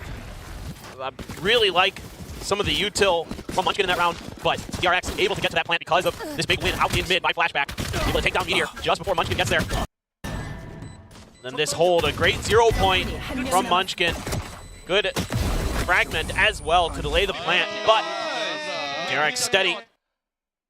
Able to take a much-needed pistol win. As they come into this with some weaponry, a couple bulldogs. A lot of info from Munchkin, but Vandal as well for Bane. Buzz going to be one of the ones. That bulldog. Texture really look at the challenge. He gets an immense amount of damage across on the Mako. Got the dink. And down to 8 HP now. That's going to lock him in place. They're already full committing over towards this A site. You know, just Texture being spotted so far. Genji saying, well, maybe they'll push mid and we'll stack there, or we'll just try to crunch them as they try to hit towards A. Another Sheriff in the hands of Meteor as well. Texture just backpedaling that Neon, looking to try to fill some space aggressively, but Buzz cognizant of the potential lurk there from Lakia. Does find him, but Texture on the re-swing. It's the Sheriff headshot. Brings it back within relative parity, but of course Mako still down to 8. Reposition now. Starting Still red. shifting across, but yeah, Meteor is out here near tiles, ready for it. Karon able to find Bane as well. Meteor will get taken down, but this is already an immense amount of damage dealt. The hands of Gen.G. 2 Bulldogs left. The Sheriff still here in the hands of Texture, seeking to do more damage and ready to try to intercept the swing in from Flashback. It's a little bit of damage onto him. Now even more going to be found. DRX will be able to get this plant through at least. Seconds left. They're going to be able to scoop up guns though. DRX had to concede that territory to make sure that they could get this plant through. So the Vandal and a Spectre going to be scooped up by Munchkin. Yeah, Gonna pass be the Vandal over to Munchkin. Yep, he's got more health. Fault line at the ready. Fanned out here, RDRX. 0 point, not going to get the catch. Fragment up over the top to land it behind the box, but it's not going to be. It's a little bit too deep, so Foxy's still able to hover there, and that's going to be the Vandal put down on the floor. Texture swung out wide. Spectre swinging in, but Foxy staying alive, knows Texture's position, sets up the fault line. DRX look to just go ahead, drift away from this, hold on to their weapons. Vandal's going to be scooped up. Foxy dumped the Bulldog, actually. He does have a Spectre. So a loss in that regard, but the Vandal's still going to be saved. The DRX start things off 2-0. A great recovery here by DRX. I mean, Gen.G, once again, doing a great job of reading the map, understanding DRX's tendencies at every twist and turn. Texture just so filthy with the Sheriff. Meteor taking the weakened Mako down. Long range classicing from Karon. It's great stuff, and Foxy plays this beautifully. If that fragment, though, had gone a little bit deeper, might have been a very different round. But Foxy uses that fault line to keep Texture at bay and continuing to show really impressive performances on the breach today, in my opinion. Oh my god. Okay. Oh, Mako already was alive and well in the first map. It's a fantastic shot to give them the man advantage off the rip. He's a little bit of damage, as does Buzz, and that slide through and lock it. Gonna hold down Market, comes up with 2. Down B. It's Meteor now knowing that he's basically shoulder to shoulder with him, and Mako still finds the kill. Vandal gonna be scooped up, and DRX on pace for a bonus conversion. 2 players tagged up, however. And with Texture and Karon still alive, Gen.G could recover this, but this is already a pretty brutal anti-bonus here for them. Oh, this is so difficult, especially with the flank angle held by Flashback. Good luck. There. Oh, already damaged. Exchange, Flashback presence known, gets the wallbang shot, and now it's all down to Karon. Buzz jiggling out, Karon knowing that he needs to take the fight to them. Break open this B main position, but he just can't quite align the aim. Buzz will take him down. 3 players left standing as DRX convert the bonus and start things off 3-0. Well, this is a lot of this round just comes down to that early pistol win by Mako. The long-range Sheriff kind of break open mid, allow them to take market control here. I mean, Buzz gets deep, wins that battle against Meteor. That sets up this angle for Flashback, makes it borderline impossible for Texture and Karon. Speaking of, by the way, Karon very close to his 1,000th kill. Yeah, we learned about that in the break. Yep. That's insane. Absolutely insane. Just VCT Pacific, by the way, folks. Yep, it's 1 year. Mako, in the meantime, though, looking to further delay that. Wants to kill onto Meteor. Wants to just go ahead and continue to close up these rounds as easily as possible. As Munchkin's just completely and utterly screwed. Buzz with a relay bolt, setting him up for the easy kill. As the plant now comes through on this B site. This is challenging, to say the least. Sheriff's in hand. Texture trying to go for a walkabout, but already being accounted for. Buzz there, the trap wire as well. Oh. Well, he's good with the Sheriff. Yeah. We've seen that. Bullets are magnetized to Buzz's head. Second time he's gotten him with the Sheriff. Covers a weapon, but it's just stuck in too deep from there. Mako cleaning it up. Might not be flawless, but they want to be as flawless as humanly possible. So single casualty. Karen at the back of sight. He's going to be stunned up, locking him in place. Foxy saying, yeah, you stay there. You die to the spike. They're just looking great, our DRX. So much pressure on the map, especially in mid. Making it really challenging. Yeah, and this is... Meteor just red. Munchkin red. It's a very different look compared to the last time these teams faced off on Sunset. Not trying to usher up any kind of curses here. Because that was DRX with a very hot start into Catastrophe. Yes. But the form that's being shown right now, this is completely different from that last game. No, they look so clean right now. And Buzz is doing his job on Neon. Has to deal with this angle. Texture's op. Ooh. Gave the Shot position sent. away. Say, can you flick the slide? Doesn't need to. Buzz avoids that shot. Flashback out of the open, though. Ended up getting taken down. Rolling Thunder does allow for the players over at elbow to get their way forward onto the site. So Plant can come through, but still, Bane being held at bay. Spike planted. I love the Hunter's Fury here for Lakia. Now that they have the spot, is he going to go for it? Here we go. It's going to be an overdrive out. It's the flash comes through, and Buzz able to collect a very quick kill here on the Texture. Between the backside, Mako just crouching down.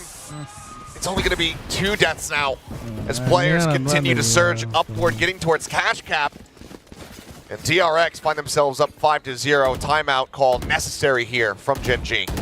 I mean, that's just incredible. Good post-plant discipline. Buzz knows he's got Texture screwed with that overdrive. Able to swing back in. Holding the line is Mako behind the generator. I mean, doesn't get much better than that for DRX. They are rocking and rolling here to start, and the woes continue for Gen G on Sunset. Sticking with the same comp, but still not quite able to find that success that they would like. And it just seems like every time they try something, it's accounted for and dealt with by DRX. You know, that angle that Texture was taking is completely dismantled, forced him all the way back, used the Rolling Thunder to clear sight. And that sets up Buzz for that quick overdrive peek around the corner. There's no backup for Texture with that op. They're doing a good job of kind of just dismantling Gen G one by one. And it's back to Sheriffs and Texture. Curious to see what he buys. Yep, Sheriff as well. Munchkin can't even afford a half armor. It has been rough sledding for them. Doesn't want to go down to 1,400. Granted, they do have a couple players who are buying a little bit lower. Let's just see. Early 0 point, going to be spotting 3. Yeah, that's a lot of good info for the side of Gen G.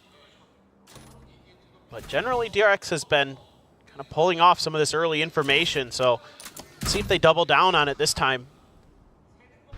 One-way smokes traded on the box at the corner. Flashback just keeping his eyes towards mid. Texture just quick tailwind out. Meanwhile, this big forward push from Flashback, completely unnoted, unscouted. There's potential to deal quite a bit of damage here as he gets flush against the wall. 2 players just behind him, but right now, he isn't watching this angle. Slow creep bump would spot him out, but there it is. Karen going to be taken down. Cyber Cage popped. He shifts away. Jumps out. Does eat a shot there from Lakia. Keeps his life intact. Now the approach, though, from DRX, working their way over towards this B site. Meteor sending out a pot shot. Smattering of damage, but relay bolt into the back. Just looking to try to scatter the players of Gen G. Meteor finding one before falling. And Lakia coming up with 2. Makes this a very winnable round. And what a round it would be for Gen G as Texture spotting him out, finishing him off. A Thrifty to get Gen G on the board. Well, there you go. It's just Gen G 2024 in a nutshell. Just things kind of look a little bit off for them, and then they win a Thrifty. Here. And like I said yesterday, coming into, I'm not exactly sure what it is again. I'd have to see if I can dig up the stats, but coming into yesterday, they were winning about 50% of their eco rounds, Charges left. which is outrageous. And you can see why. They're disgusting with the Sheriffs, and this time around, they've got a really good read on the timing. Lakia doing a great job there, diverting some of the attention of the utility. He gets hit by the recon, he gets hit by the relay, and he dodges all of that as Buzz is swinging the corner. Shark slow up. Meteor eating a bit of damage. Pushes up into the Cyber Cage. It's going to be Karen. He's able to find the first kill. Spotted there on the Foxy 9, and Meteor collects that one. Bane just grabbing the spike and hopping away out towards safety.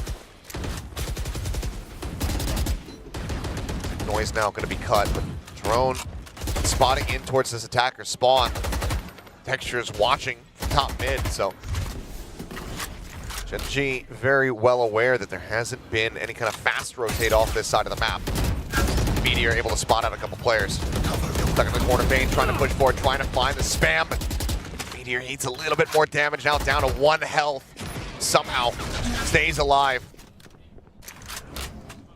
He's able to get out. Footsteps were heard there by DRX, but right now, they're just stuck in a corner. I mean, where Lakia is pushed up all the way to, they have the trap wire to watch their backs, but 30 seconds it's going to be some fancy shooting required to get out of this scenario. You don't have the paranoia, you have the recon bolt, but you have another smoke from Flashback. You have Mako smoke, so you could try to caterpillar your way in, but that's a lot of damage taken by Flashback in that exchange. Down to 27 HP. Just 10 seconds left. Nowhere for them to go. Yeah. We'd love to do some more damage here, but no real opportunity to try to play out this round, just given that you're 3v5, 2 players with no health. DRX just have to allow for Gen G to win a 2nd round in a row. Still a considerable lead for them. But that momentum build, something that needs to be a big concern here for DRX. Now Gen G away back in. That's where things start becoming very troublesome for you. Oh, just great angle found. Meteor finds a great timing to peek out, shut down the 2nd player of DRX on that entry. So that's going to be a timeout here from DRX. Curious to see what they want to do. Just try to spread the map a little bit more. They're doing a good job early, pushing and pulling Gen G at least a little bit, winning some of those important early fights, finding those isolated moments. See if they can get back to that. But Gen G seemingly have tightened the screws a little bit, not allowing for some of those early picks, some of those players out of place to be identified and isolated and eliminated. And yeah, we are right back into it. Some ults for the side of DRX. Still have that neural theft. Flashback couldn't quite find the opportunity to use it when he got that pick on mid. Bane has his Hunter's Fury. So you have some kind of combo play set up. Seemingly looking like some kind of B consideration. Buzz just going to contest that front angle. There's that trap wire. Really popularized by RRQ. Oh, Flashback. Sees Munchkin crossing. A lot of Gen G now already leaning in towards B. No contact from Texture. 0 point as well. Gets the mark. And that means DRX doesn't feel as confident about this. Just gonna shoot the orb. Oh, it's dangerous. Double stack from Gen G. Flashback immediately pulls off wisely. Take flight. This pulls back drone now going to be sent. Flashback trying to get tucked away to avoid it, but no. Doesn't make it in time. Drone goes deep enough, so it does get spotted. Get a cyber cage out of him. Yeah, and that's all of Flashback's utility. Oh, Munchkin. Oh, Meteor. Meteor. Quick peek out of that one, but blinded up. Bane. Hunter's Fury able to find Lakia. It's tagging into the back as well as Karen, I believe, gets touched by that one as Munchkin will be able to find 2. Now a 3v2 as the plant comes in. Flashback spotting here on the Texture. Shows his face for a brief little moment. Tailwind popped. Texture knowing that he's being approached by 2 players, but now he's got them both occupied. They have to deal with Texture, otherwise the fuse can come in. Bane able to find that kill. Karon trying to bake it, finds the first, looking for the second! And he's got the readjust. The 3K from Karon to get Gen G a 3rd round victory. Gen G now, the ones running things back as he pulls off the clutch. And just by the skin of their teeth, Munchkin holding that back pillar angle, finds 2 massive kills. And then Karon, who has been absolutely ridiculous today, wants that 1,000th kill. He is not too far away from it now. Last player standing. 1 enemy remaining. Barely winning out this final fight. Was at 30 HP. Oh, yep. Yeah, probably needed a, Got the meat on that one. Yeah, probably needed it. If my count is correct, we are 7 kills away from Karon hitting 1K. Okay. Munchkin 0 point, going to be spotting out a multitude of players. Double push. Down through mid, Karon leading the charge and finding the kill. 6 to go. Flashback, dead. Mako reshifting around. Oh, catches a glimpse of him for a brief little moment, but now Munchkin peeking in towards that B main position. Finds Bane as well. And it's DRX very much on the back foot at the start of round 9. This may already borderline need to be a save. Maybe you can sacrifice Buzz a little bit. Heard the TP, identified it, but it's a crossfire. On the other side, Lakia as well.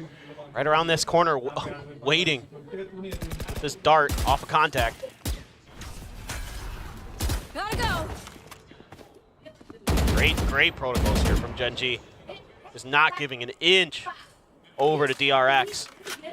And with that operator for Texture on A, he can be good for 1 and get out. That could very well be round over for DRX. Foxy trying to assess what's the best place here for this fault line. Well, there's the jiggle peek. Gonna look to try to take him down. Tailwind's out. Manages to escape. They both as well, not gonna get the catch. Fast lane set up. Karon on the opposite side though, able to deal with Buzz. Texture with the up, finds Mako, and it's back-to-back 3Ks for Karon. This Gen G now just 1 round separating. I mean, this is, oh, here it is. Okay. He's got it. I was incorrect, but hey, congratulations, Karon. 1,000 kills in VCT Pacific in his debut year. This is absolute absurdity. If my math is correct, 24 matches, including this one here today, meaning an average of 41.6 kills per series played. Absolutely outrageous for a rookie. Oh, this is Pacey. And it is. The Texture just the wall, gets an immense amount of damage. His flashback and Bane fall down to 24. But kill cannot be found. Man advantage still going to be there for DRX all the same. Go, go, go. That was 2 headshots, I believe. Right now going to be coming through. Mako able to find Lakia. Spike planted. We're stretching the advantage, but Karon is still alive and he is still taking names. He peeks across the way to double setup here behind the box on site. Buzz and Mako. The 2 remaining vets from DRX to try to hold the line versus Meteor and Karon. Spotted on the 1. They can suss out where the other is as well. Buzz gets across, but I'm not sure Meteor's registered that one now. They know, but Meteor collects the kill. Mako going to be taken out, and Buzz cannot find it. Meteor with 2. We'll tie things up at 5-5. Yeah, and there's so many good things that I'm seeing from Gen G. Micro adjustments on the previous round with helping out Texture quickly with that op angle. Karon was there immediately to set up the crossfire onto the site. And this round, I mean, Karon just Johnny on the spot, just shuts this down. That double kill is outrageous. Meteor, just doing Meteor things there. business as usual. Just Yeah. chomping away on the gum and, like you said, taking names. This goes here. It's another day at the office, but I mean, for anybody who might have been on the fence about Rookie of the Year, There's no doubt. There is no doubt. Get rid of those doubts.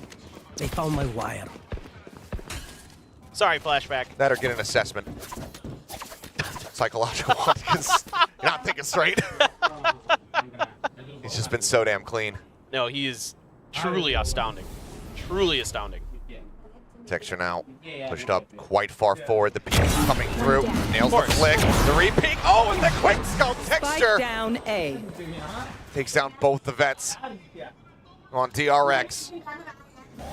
Not wanting to give them any hope here in the round. Third shot though, not going to connect. Bane able to go ahead and take him down out of midair. Munchkin, however, still lingering nearby. The drone to his escort. Flashback able to collect the kill. Heron tagged up, has to TP out to safety. As Bane will be collecting the operator. Shock dart. Well, there's definitely a chance.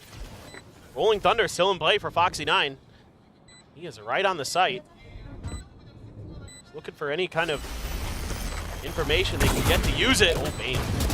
Yeah, really close angle. Would have been nasty. Flick it. Had he been able to make it, but good swing timing here from Flashback. Will get the punish on the Lakia, and Meteor distracted by the camp. Khan stunned up. Still puts a decent amount of damage there onto Foxy, but he's got so many angles to clear. And while we've been singing his praises for the last 2 rounds, this one does seem like a bridge. Perhaps too far. 1 bullet left in the clip. Shorty drawn out. Wants to try to go for the half hold, but yeah, they're not close enough for that one to work out. It will just be a thrifty pickup here for DRX to break this win streak of Gen G. They get themselves up to 6.5. Just winning some big fights around those corners. Texture overstaying his welcome just a little bit. I mean, this is just Texture in a nutshell. But then he gets caught in that corner. Trying to do what he can to escape it. Munchkin there with an outlaw to try to back him up, but can't win his fight. Bane finds that second swing out. There we go. DRX right back into it with some big ults. Everybody's got ults to work with. Munchkin has the no command. A judge for Karan. Neural theft nearly there for Flashback. Yep, and Meteor already has his, so this could be a wild round. I mean, this is so much base taken. Oh, okay, well, just the one. Could have been significantly worse there for DRX, but now Flashback again trying to go for that deep push up in the mid. This time is read by Gen G. Munchkin finds the punish. Neural theft on the reveal. Lakia going to be good for 1. He gets taken down by Bane. Fragmentless is just trying to hold them here, and he catches a glimpse of Munchkin. Knows that he's crossed to the opposite side. But right now, DRX are completely surrounded. 2 players here in elbow. The swing out puts the spike on the floor, and Texture is snappy with the knives. 6-6, we are all tied up at the half. Outrageously good from Gen G. This bend but don't break defense works a treat, and they're able to read Flashback. Flashback trying to play a timing hit while DRX is making their attack towards elbow, and he gets shut right down, so no flank angles able to be created, and the rest of their forces get trapped in elbow. Texture quick to it to get to that spot, get to main, lock it down with the op. the current trend for Gen G, 2-0 win. Yeah, I mean, that's just been the playoffs trend. Yep. DRX, that's the question. Can you give us our first 3-mapper in the playoffs? Or will we have to set our sights on PRX versus Talon to potentially deliver on that front? I am still just like, every time you say it, I'm like, it's all been 2-0s. Yeah. Hard to believe. Yep. I thought for sure, especially on the first day. The last 2 broadcast days have been quite quick. Shockingly so. Yeah, it's very... It's been odd. We're used to getting out of here a lot later than we have been, but yeah. Clean stuff here from Gen G. Keep things evened up, 6-6. Yeah, I'm used to sprinting to try to get to that last train before I'm going home. It's been really quite impressive, especially with Gen G, the form they've been showing. But DRX now really starting to punch back. Having a solid half. It's just now, can Gen G's attackers have match or better? What DRX was able to accomplish. 3-man stack on A for DRX. And all I see is Texture leaning that direction with Sheriff. Everybody else seemingly set up for some kind of B hit. There's not much contact there other than flashback for DRX. Just one trap wire placed towards site. Right on the floor. Dodge of the 0 point until online. TP forward from Charon is, the double face forward.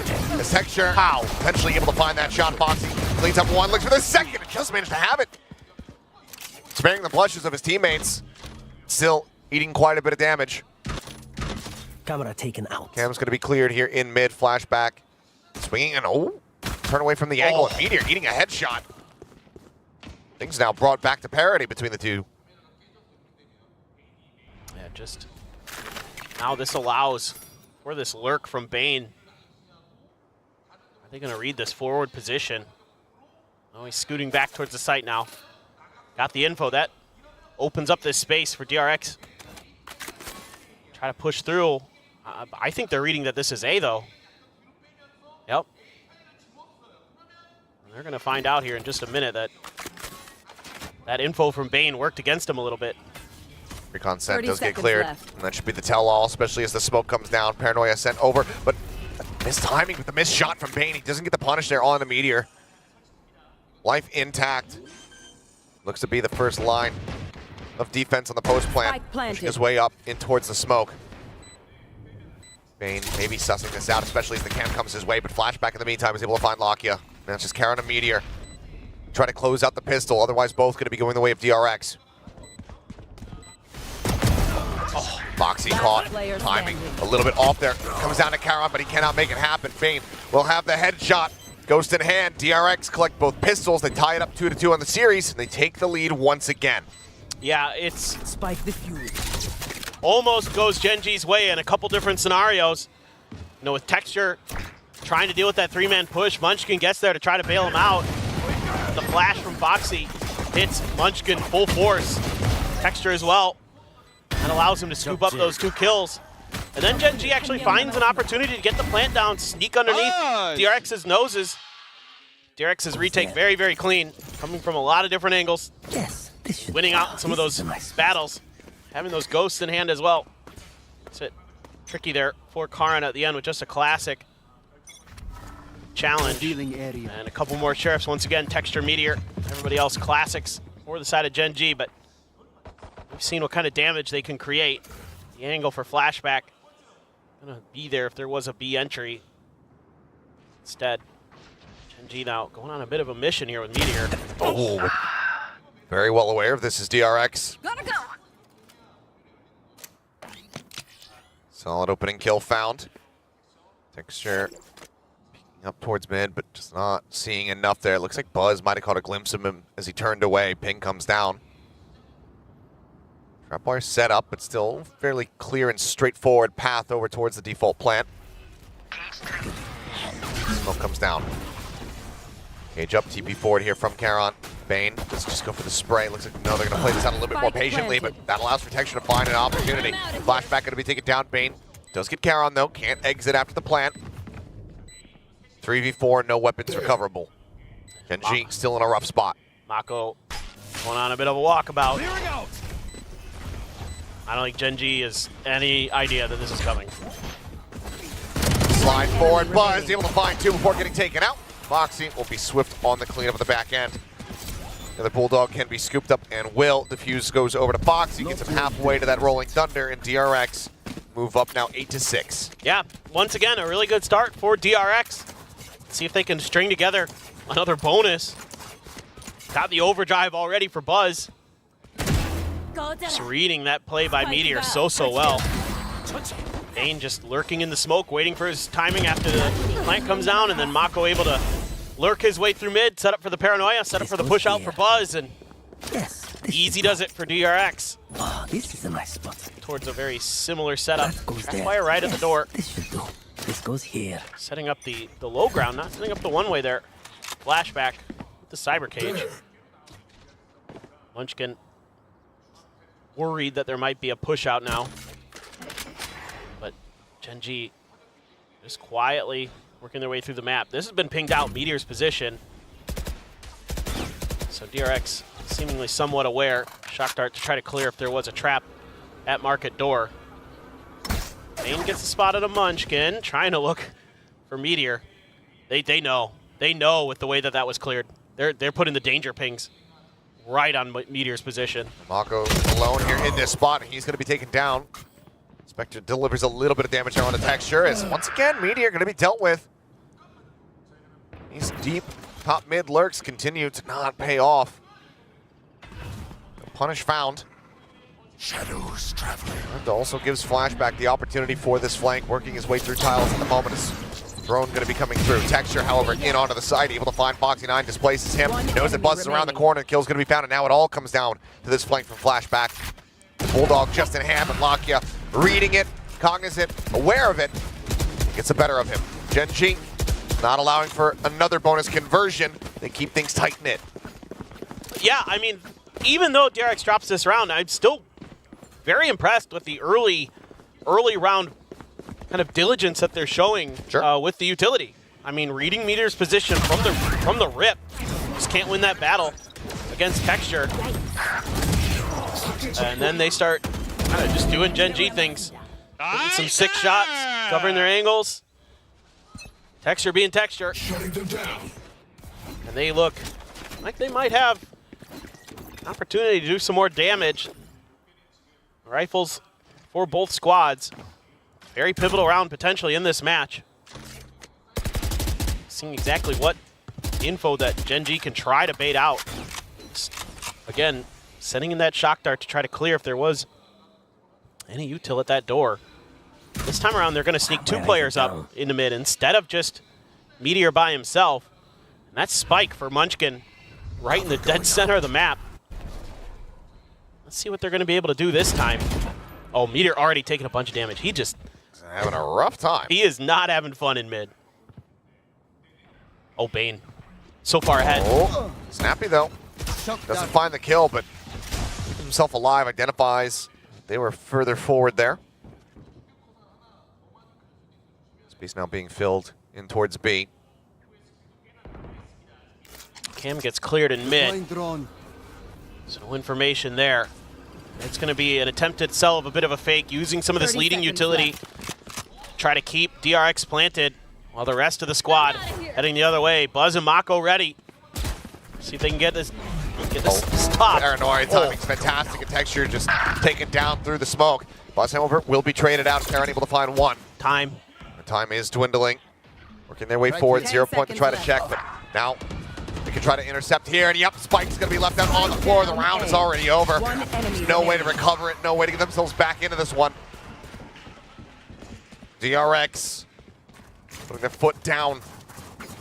Once again, stretch the lead up by 2 rounds. And this is just so good from DRX in so many ways. It's, again, not allowing Genji to have any of the openings or opportunities that they want towards mid. And that allows them to keep the map firmly under their control. It means they can really just bottleneck A main and B main and just make it so hard with moments like that, with the paranoia to set up. Even though Buzz ends up falling, they're able to just retreat, and with the time so low, you can quick rotate as DRX there to get in to help out, just shut that round out from Genji. So now you have a Frenzy for Karan, Sheriff for Munchkin. We're able to get rifles for Meteor, Lakia, and Texture, but money had to be somewhat expended. Meteor down to 0 creds to make this round go for Genji, and there again, trying to spread the map a little bit and continuing to keep track of Lakia. This time around, though, a different look. Lakia not on his own right now. Minute on the clock. Is this going to be the execute here? Bane holding a hard angle. See if it gets cleared. Yeah. Jump forward, nothing spotted, but they know that Bane's going to be here near the site. Foxy9 as well, arriving from behind, just 1 kill away from that Rolling Thunder. There's updraft, tailwind forward, Texture looking to try to take some space, but Fault Line will hold him at bay, but so too will this flash hold Bane back. Swing onto the corner though, Bane able to find 1. Meteor coming up with 2. Definitely not happy with how the first several rounds in this half ended up going. That leaves Mako now all on his lonesome, given that he's down to 550. Likely just have to go for the save here at the end of it all. Just a Fantastic execute. Well coordinated by Gen G. Just dumping all that util onto the back of site to make Bane miserable. They try to step in and shut it down. They get two, but quickly traded by Gen G. Not ready yet. So good at covering each other. Revealing area. As per usual. Now Lakia has that Hunter's Fury for the next round. Meteor has a Neural Theft. Foxy will have that Rolling Thunder though. And we go again. We are just neck and neck here on Sunset. Yeah, I mean, but the fact that it's being played this close, got to be a cause for concern here in the DRX camp. Granted, still both teams do have those timeouts available, one piece remaining. For now, not going to be seeing the coach intervention. Depending on how this round goes, I think we certainly might, because there's a lot of ultimates on both sides that could end up getting invested here.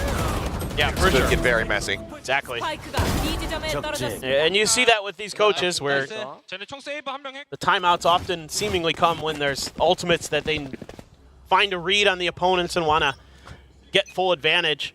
11-11-11 for Munchkin. Out of my way. What a map.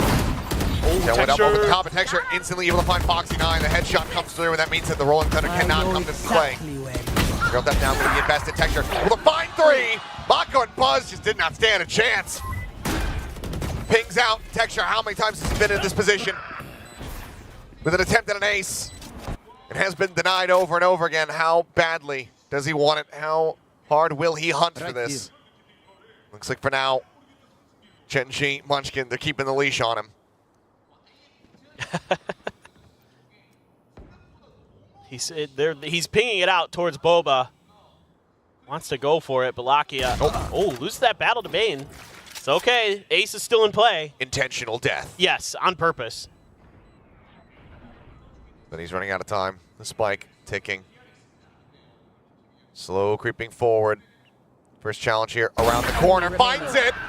Whoa. The four-piece. And there's the kill. And now we need the replay. The player cam. He is going to be losing his mind. Well, that's like 4 in the last 2 days. Yep. That he's just always gotten the 4K, but he cannot get that ace. He is going to be, if he's not losing his mind, I'd be more surprised. Oh, dear. These were clean, too. Oh, yeah. Oh. 3. Here This we one go. right here. The moment of truth.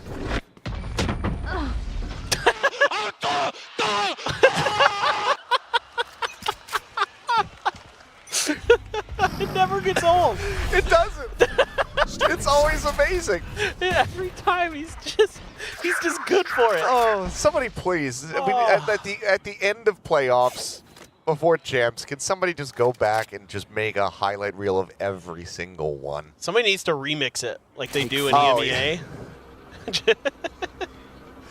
Oh, man. Oh, Texture, you are just, the man is just a clip machine. As a 1-for-1 exchange here with Meteor and Bane going to be taken down. Buzz needs to pick up that weapon. 0 point interrupts the ultimate, but he doesn't live for very long after that. Now flashback on his lonesome, trying to survive, but cannot. It's going to be Charon finding 3 to take Gen G into the lead, now up 10-9. Yeah, and I mean, I think Gen G is starting to kind of identify that, you know, them spreading the map, them trying to take, you know, mid-control without overwhelming numbers, those kind of things just don't seem to be going their way. Sure, you got to watch the flanks, but really it's just the coordinated gunplay of Gen G that can definitely set them apart. And yeah, it was an eco round, but you know, when they're working as a 3 or 4 man, sort of just playing off of each other, letting Texture be Texture, you can string some serious rounds together. And Glow and Termy talking it over, seeing what DRX can do a little bit differently. It looked like it was going to be going so well. Just trying to look at the paper on Termy's desk, see if there were any secret sauce strats there, but it's just like a picture of the map. Wow. Final timeout call for DRX.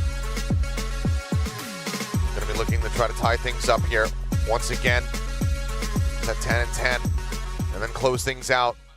Take us over to Bind. They got a lot of ults. Yeah, a lot of ults to work with. The overdrive used in the last one there for Buzz was instantly punished. Bane is having a hell of a match. This is a nice spot. 20 That goes there.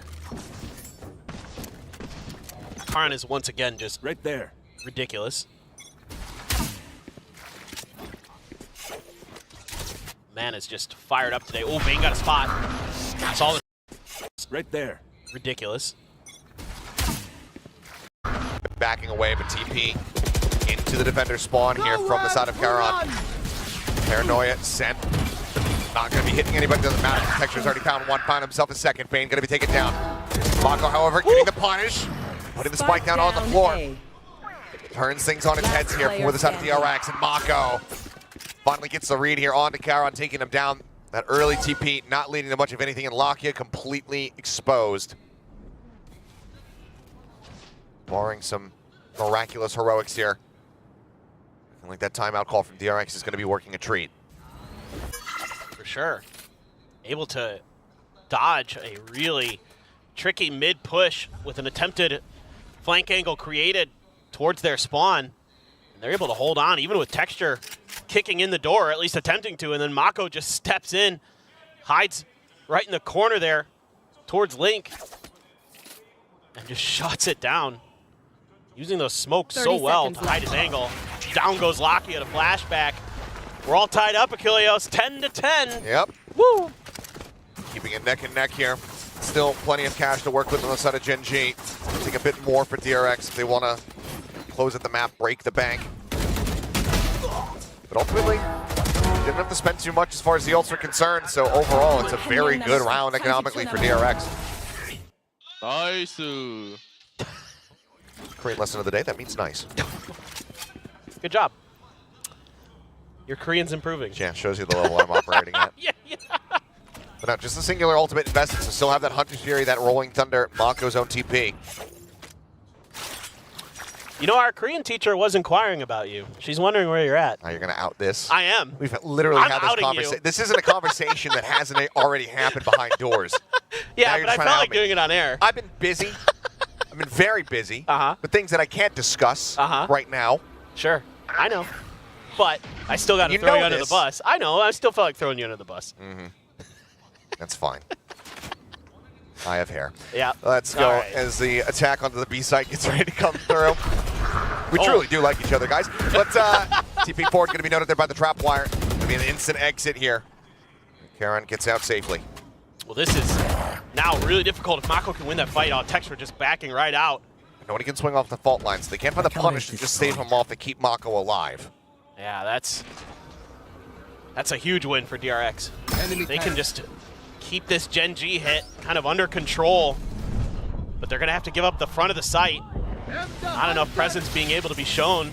Oh, Fury here from Bane. Buzz trying to snap on a Meteor. Pushes through the cage, is able to find that kill. And now flashback. Just out into the open, exposed and taken down. Meteor collecting another. Ping reveal, spike planted, but the Rolling Thunder comes through all the same. Bane now looking to try to flood retake onto this one. He's going to be cleaning up too. Munchkin Meteor, last one standing, 6 HP. On the Cypher, 48 on Munchkin. And Meteor cannot find any additional value this round. Brought right back into DRX's favor. Tap onto the spike. Delayed send on the fragment. And now they're sticking it. The push forward. And he cannot interrupt the defuse. Mako will be the one delivering the final shot as DRX gets up to 11. I mean, this is just wild. I really like the way Buzz plays this angle. Just somehow Meteor outduels him. Just barely. And then gets a second, somehow. But this Rolling Thunder, so perfectly timed, so perfectly placed by Foxy9. And him and Bane are just swinging in, knocking players down. 2 kills each. And then Mako. Yeah. Bane is fired up. Gen G wants to take some time to think about this. See if they can figure out what's going wrong. And Munchkin kind of pounding the back of his neck there. Just feeling like he should be able to make some better calls potentially. Hit Gen G in slightly better positions. It's just they had to play so far forward there to make sure that they could get the plant safely. That'll open up the opportunity for Foxy9 use that Rolling Thunder. And Thunder. That'll open up the opportunity for Foxy9 to use that Rolling Thunder. Seemingly might have what it takes to take us to Bind. Yeah, and then from there, it really becomes a toss-up. Bind has overall been a very strong map for the side of Gen G here this year. I believe there's 6-4 on it, counting internationals. Yeah, I think they're 3-2 in Pacific. If I'm not mistaken. I feel like they played twice international. I think there's a win versus Fnatic, and then maybe maybe they're 4-2 in Pacific. And they played against Sentinels on it as well. Let me look. Either way, it's overall been a strong map for them, but it's a map that we haven't seen from DRX since they last played Gen G on it. Yep. And that was when Stax was still in the roster. It'd be a while. So who knows what their look is going to be. But hopefully we'll be able to find out. DRX are just 2 rounds away from giving that to us. No more timeouts. No more slowing down the action here from the coaches. Both teams left to their own devices, their own calls, their own judgment. Buzz in the meantime, operator set up for him. Oh, and with all of this presence that Buzz has, he can lean into this mid control. DRX can back off, but they've got Foxy's utility to try and shut this down. Oh, the anti-updraft tailwind forward there from Texture. Just able to dodge out of the flash, but does get punished all the same as DRX want to bring this one to a conclusion. Map point about to be theirs as Munchkin suddenly is the last one standing. Timeout call from Gen G seemingly being read by DRX like an open book. So good. Anytime Gen G wants to take mid control, it's so well handled by DRX. And every look that Gen G has shown them has been thwarted and dealt with. And this time around, it's the great combo again between Foxy and Bane. Munchkin all alone isn't even able to take Bane down. And we go up to match point off the back of a flawless for DRX. And that's one of the most critical times here for TRX to be able to get up to this point, because money is not great on the side of Gen G. Granted, yes, they do pull off thrifties on the regular, and they have enough to buy down several rifles, but DRX seemingly have a very strong understanding about Gen G's attack here on this map. Nice! And it looks like they are going to be sending us to our first map 3 in playoffs. A Bulldog, Vandal, 2 Guardians, and another Vandal, but plenty of half armors here on the side of Gen G. Need to win 2 consecutive to take us into overtime if they want a chance at closing things out with a 2-0. 5-3 on Bind for Gen G and Pacific. Just did a little checking. So 1 loss, 1 win internationally. That's what it looks like. Loss to Sentinels, win to Fnatic then. There you go. A couple Guardians. Gen G still have that Neural Theft in Meteor's back pocket. Just need to find the opportunity to use it, trying to set up a bit of a crunch hit. 3-player setup here on this site. Trap wires as well. Going to be cleared out though. If we get a 1-for-1 exchange, Munchkin going to be taken down. Flashback traded out, but Karon able to find Mako at the same time. Man advantage now. Here for the side of Gen G. Neural Theft is available, but do they want to invest it? Looks like it's going to be a shift around to the side, so Meteor can try to get on top of that corpse to be able to find it, but now Foxy takes out Karon. Recon going to be cleared out. Neural Theft going to be invested. Buzz still rotating over. Aftershock trying to hold them at bay there at elbow. All 3 players forward at that spot. They push out into the open. Texture going to be taken down as Bane finds 2. Lockett dead. Suddenly it's all on Meteor. Buzz and Bane both have been tagged up. Not even a full HP bar between the 2 of them. As the drone checks in deep enough, doesn't spot anything. They found my wire. The wire gets cleared. The Spike stranded. They know that he has to try to pick it up, but they won't give him the opportunity to lay his hands on it. Final kill is found by Buzz, and we are going to a map 3. Just great holds from DRX on their defender side. Really, really impressed with their ability to shut Gen G down from gaining much map control. And a lot of Gen G's success just came from kicking in the doors at sites. And every time mid was attempted, DRX had an answer. Well, first time Neon there from Buzz. He's able to get a win on that, so 100% win rate. So let's go ahead and pass it back over to the analyst as to break down the action from Sunset as we get ready for Bind. Hey, it's our first full series since playoffs started yesterday, so it's not a lot of time, but still, first full series. And Will, about our predictions. Oh, yes. Well, the hope is alive. The hope is alive. Come on, I'm going to take the wins where I can. Where I can. I'm DRX. DRX should feel the same way. No, absolutely. I mean, they come in, on a map that they've had. Oh, yes, absolutely. But we know when we're trash too, and not looking too good. I mean, Joba, you're on a good streak this stage too. No, don't try to make me feel better, because I see Seth up there, okay? Listen, the goal is to be better than all of you in Wood rank. The goal is to beat Seth up top, all right? He's got the crown. I'm It's happy like dancing for you, over Gwen. there. I'm glad you're smiling, but that ain't my competition right now, okay? All right. My competition's up there. He's above Yeah, that. Seth is He just only like- plays with the pros, Well, speaking of pros, you are going to Bind. This was, we were deliberating a bit about this. This is not the map that they might have gone to, but I think was split out of the pool with Abyss as a new map in the option, Gen.G banning Abyss off the get-go. We're going to go into Bind. This is the last map for these two Korean teams.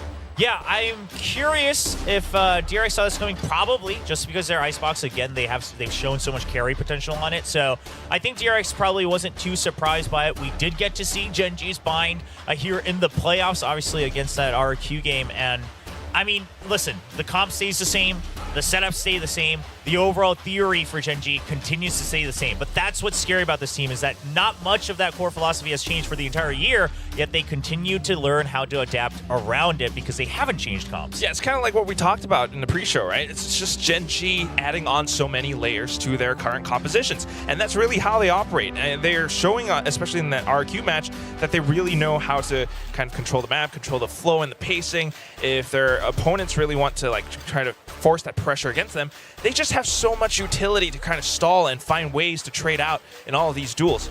So it's kind of up to DRX to try to find some of these gaps and try to expose how they can play around this. And that's where the question is, right? How are they going to play it? What's the composition going to be? Because what we saw in the past is like Bane on the Brimstone, Mako on the Viper, things like that. Yeah, I I'm thinking fun. we're probably not going to see a change here. Oh, we're going to see a Little change bit? of roles, okay. Ah. And they're taking away. Okay, so they're going to take the same exact idea. You're going to stick with the Sky instead of the KO. So you're going to switch that up, and Bane's going to be controlling it. Foxy9 on the Brimstone. I'm actually okay with this just because I think Bane is just much more used to now being that specific second line of entry, the specific setup Foxy9 is now, has to flex around, which, by the way, props to him. He's given up the Sentinel role once again to make Flashback coverageable. But the Brimstone, a little bit more, in the back line again, can take a little bit more of those 1v1s, can just go in for those trades when you know you need to. So I think the comm should be a lot easier for Foxy9 as well. He's going to really have to understand how to control that space, but at the same time, I mean, interesting that it's, the Sky instead of the KO, it's a complete mirror matchup now. Yeah, I mean, this is going to be an exciting one. I don't know how you guys are feeling about your predictions, but we are about to find out in this last and final destination between these two teams. Let's go over to our casters. Mike's with you. Who's Mike? Mike? Yeah. I don't know any Mikes. I don't know. Well, Unless he's either the way. coach for 100 Thieves. Oh, yeah, there you go. But either way, Foxy.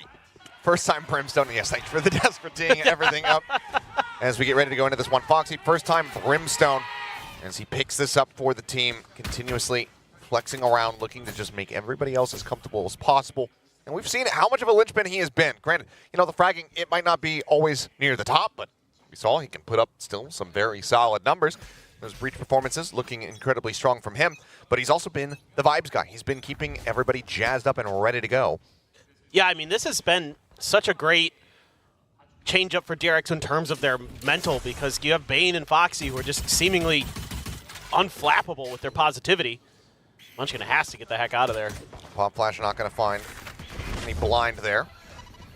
Flashback on the approach, hits the trap wire. That's going to be Munchkin collecting a kill, and Mako quickly traded out as Munchkin will fall. Mako now taken down, however. Zlaka gets himself on the board, but Foxy's able to flush him out. Great play there by Foxy. Backing up Meteor close, but not going to make any moves just yet. Waiting for the reinforcements arrive, waiting for the smokes to come out from Karan. Just going to cut off the back of sight and make a go of it. He'll also try to clear out that Sheriff in play here from Texture. Bane down to 70. It's Foxy going to hold here at elbow. Tries to react fast enough, but Texture's not ready for the reswing here as Buzz comes around the side. Hilt found, draws back down with a weapon, has another paint shell built up, but it won't be necessary. Bane will be able to find the kill, and DRX will take the lead in pistols as well as here on Bind. Yeah, just a full commit from DRX at the beginning of this round. Go for this B hit. And even though the trap wires get a ton of value here, they're still good enough with their trades. They're able to catch Texture trying to switch out guns. Buzz coming up huge. Bane watching that flank angle, able to come in and clean out that final kill. Once again, it's going to be Gen.G on an eco. Just one sheriff this time, just Texture. Knocking a tap of the orb and a lot of vision on DRX players. Just jiggling out, and that's going to force the rotate here from Meteor, wrapping around. Still a sheriff in play, but otherwise classics for everyone else. Quick turn of the flash. Lakia gets himself set up here, tucked away on that left-hand side. Mako, though, aware, suspicious of it, able to take him down. Phantom finding value. Snakebite to try to hold the rest of the team at bay. Here. The potential for a TP rotate. As Texture pushed out quite far, finds himself over towards the attacker spawn. Yeah, I'll be curious to see if DRX is going to pull the trigger on the TP. They wait a little bit longer. I mean, they've already drawn the rotation from everyone other than Texture. Right here. Karan now getting himself situated as well. Well, there's a cam to watch A, but they don't have any info on Showers, so I think that's what's causing them to pause and really think about this. Meteor sat here within the smoke. DRX just waiting for this to dissipate. He's got to pull back. Doesn't want to be out in the open. 30 seconds left. As Molly now at their feet to hold them at bay even further. The delay utility here from Gen.G has been astounding thus far. 20 seconds remaining. Texture wary about the pivot, but it looks like DRX very much just going to go ahead and force their way into this site. Munchkin able to find one before getting taken down, but it's going to be 2 kills for Buzz. Quick click across Buzz. 10 seconds getting wrecked left. down to 40 HP, but the kill cannot be found. And now Texture is all the way across the opposite side of the map.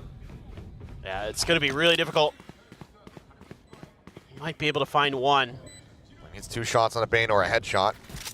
Buzz will go down to just about anything. But if he could drop one of these rifles, that'd be pretty huge. Bane at the ready, and no, Buzz not going to give him the opportunity. It's a 4K for him. Just one charge away from that showstopper already is Buzz going into this bonus here for DRX. 6-0-1. Yeah, that's crazy. I mean, he's just had a hot start. He's able to suss out these positions really well. Follow up off the back of his teammates. Shut down Garan. Even though it was a close range. Right click with the classic. Got a lot of head damage, but right here. Wasn't able to find the kill. And now I'm curious to see, like, what does DRX do? I mean, could just try to play for an orb, but as of right now, they're not showing that at all. Just trying to clear these wires. One wire set up for the blast pack entry up top, but DRX is just going to walk underneath it, just limbo right through. Skirting along the wall there. Poison orb comes up, still one more trap wire set up, but it's above the box. Swinging here from Meteor. It's the glimpse of Buzz and is able to take him down, delivering that first death. Showstopper now online for the next round. The Texture's got his knife out. And Flashback says, well, thank you for the weapon upgrade. Peace off. It's a minor flesh wound. And it's lucky we'll find Mako in the lurk. Trailblazer will tell him there's nobody else over towards C long. Hit set up a Meteor with a flush out Flashback. Cage triggered. For the timing here, looking for the catch. Meteor pushes back up into the smoke, and he will find them both. A 4K for him, as Gen.G will deny a bonus conversion. They only lose out on Texture. Yeah, and I mean, I think that's solely because when it's Buzz that you see pulling back, you assume he's the tip of the spear.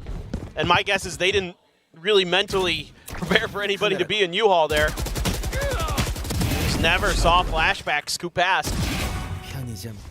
He was able to get the one, but that was it. Meteor just walking around, spraying with the Phantom, dealing a ton of damage, has his neural theft, but that showstopper is there for Buzz. Buy gonna come through for DRX, 1 half armor for Bane. Everybody else at full. Guardian for Karan. Tuck away here. Looks like Texture gonna be pulling back behind. Launching smoke. Double stack box. Things very much slow down to a halt. Mako again going to be drifting over towards that C site. Yeah, and DRX is trying to take Showers control. They're going to send Bane on a mission. See what he can do. There is a little bit of Cypher util to account for that angle by Gen G. But really, they just want to close out this short A. Just try to make it difficult for DRX to even set up for this hit at all. Broke down, but now Showstopper. Oh, he does get grabbed up by that trap wire, but it doesn't matter. Rocket goes deep enough. Karen gets taken down. Flashback and Foxy get one apiece. A site completely blown open. As heals come through from Bane. Plant now, in effect. Lock and Munchkin, I mean, granted, yes, they do have money, but a 2v5. Let's see how far towards this A site they actually want to push. There's trap wires on both sides here. That's exactly what I was just thinking. It just nearly impossible to do anything at this point, so I think more of a save. See if you can find one of the lurkers. See if you can snag a gun out of DRX's hands. But what an entry by DRX. I mean, Buzz gets up high enough, able to find that showstopper, and the other two teammates right behind him to find those other 2 kills. Just a fantastic execute from DRX. So well drilled are both of these teams, but right now DRX starting to find the upper hand. Everything's starting to really swing their way. They're just making great reads on those positions. Gen G tried to set up a trap, kind of to counter the showstopper. Just everybody just backing up Buzz beautifully there, just walking through some of that utility. Just confidence from DRX. They are really just playing great today. Best Valorant we've seen all year from DRX. Yeah, 7-1-1 at the moment. This goes here. Very solid start for Buzz. 1 for DRX. Another tap of the orb and guiding light this time from Lock-In. As he goes out for the jiggle peek, will eat a little bit of damage. Well, this time around, the Cypher util set up in hookah. Texture. Ooh. Got the spot. Hair off. Yeah, couldn't find the damage.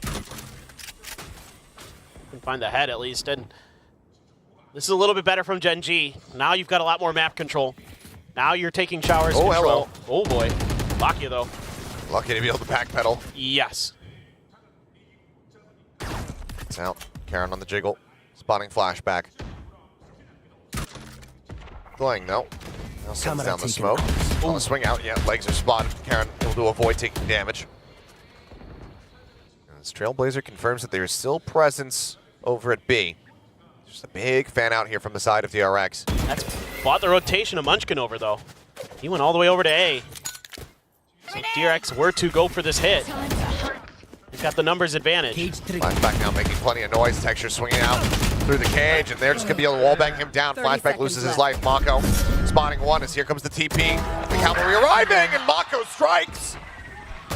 2 kills, now a third. As he is putting him down. Oh. What a play from Mako. Spike planted. Just breaking things open. Players arriving. Lock in a really rough spot. Getting out of here to try to go for a save. Basically impossible, so he's just going to try to play forward. Mako. One enemy does he want to pursue? No. The attempt at the ace now going to be taken away as Buzz is able to find that kill, but that's going to send Meteor packing as DRX are going to move up 4-1. I mean, this is just so tricky to deal with as Gen G. They make some pretty good maneuvers there, but Mako just outplays them. Finds that timing to strike and gets 2 fast kills. Absolute insanity. I mean, it's a terrifying prospect, the idea of DRX getting to a point where Mako's calling is a lot cleaner. He gets solid reads, and he's still able to frag. Right. No, that's horrifying. That is a where is your god now moment. You know, and it's a real credit, no matter the result of this. The step up from everybody on DRX. That's just filthy from Mako. But it's just, it's everybody doing like good things. Whether it be the new players, you know, Bane and Flashback, who have shown tremendous individual firepower. You know, Foxy9 being called upon to be flexible in his role and has been very willing and very capable. Buzz is Buzz, Mako is Mako. I mean, I think the biggest question for me coming into this stage was, what is Mako's IGLing going to look like? And it, to be fair, at the beginning, it did seem a little bit shaky. They looked pretty readable, but now they're throwing you a lot of different looks, and this round was one of them. And this was tough to read for Gen G because it was all over the place. I mean, you were challenging Showers with flashback, and you commit to that angle, a couple players to make sure you can maintain Showers control, and Mako just finds that perfect moment, that veteran instinct that he has to strike and get a huge multi-kill. And then they just TP right over. Just unexpected stuff, and it looks so good. Texture does have a showstopper now. Only a couple rifles. One that Meteor is able to carry over. And a bought one for Texture. Stinger for... nope, Sheriff. Okay. Wait. Frenzy? All right, Lakia. Settled on the Frenzy. Right here. Continue to try to play up close and personal at Long B. And, you know, with that showstopper in play, DRX has to be wary. So they are going to take their time at the beginning of this round. They're like, prefer not to give a free kill over. Yeah. Something to be avoided. I mean, but speaking of kills, Foxy, Flashback, Mako, all three of them just one away from having those ultimates online. Yep. It's very challenging, the position that Gen G is in. The ult cycle very much in DRX's favor. The economy very much in their favor. Look at the attention draw here, though. Gen G, 3 players positioned over on B. Yeah, they're just really... the lone rifle here of Meteor. Trying to hold down Showers alongside Charon. So creep up. Oh, the instant take, and Meteor like the kill. That's going to be the narrow tip now invested. Rotates back over here to the opposite side. Meteor pushing forward, gets himself tucked away in the corner. Jump forward, Mako going to be dealt with. Meteor able to transition onto a third. Cannot get that forward, but does not matter. The showstopper does come into play to bring an explosive conclusion to the round. And Gen G, they will be able to close things out and get themselves a second round win. Yeah, and this is one of these moments that has created so many opportunities for Gen G to change the tide in their matches, right? It's Meteor or somebody gets a kill on the flank, and this really opens things up because all of a sudden, I'm watching the map the whole time. They kill Buzz, and it's Texture and Munchkin just beelining it over to A. I mean, they are hightailing it over there because you know that, you know, a lot of the attacks are going to be set up off the back of that duelist, and they feel like it's very likely to be A, and they're so good at those rapid reads, those rapid rotations. Remember when Meteor just used his ultimate? Halfway to the next one. He kind of does that sometimes. Yep. That's Meteor with Neural Theft. He's pretty good at getting those multi-kills. Now, DRX, those critical ults we spoke about. Online, Bane similarly. Just one away from having those Seekers. Now it's just going to be the Trailblazer out to scout. Lakia still just holding presence here at Garden. Keep things contained for now. Running light in towards Hookah. Nothing going to be noted there. It's Mako creeping forward. Sat within the smoke. He's trying to find that timing again. And they're going to leave the A site completely wide open. Thing is, yeah, now he's pushing forward as that next smoke comes through. He's read him again. Flashback is going to be able to tell him, yeah, they're both over here, but he's going to be able to deal with them. Flashback takes down Meteor, takes out Charon. Now the rotations have to happen over to the A site. Orbital Strike still available from Foxy. The Snake Bite to try and delay. Munchkin eating a bit of that damage, trying to disrespect it, but now falls down to 61. The Operator, this is going to prove to be so damn difficult. Hit in play as well.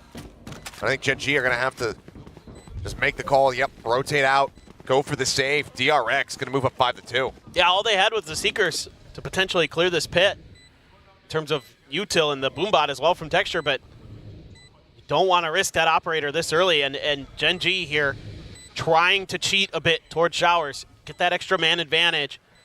And even if Flashback doesn't get both, you know, Mako's right there, waiting in the wings to probably knock down whoever's left.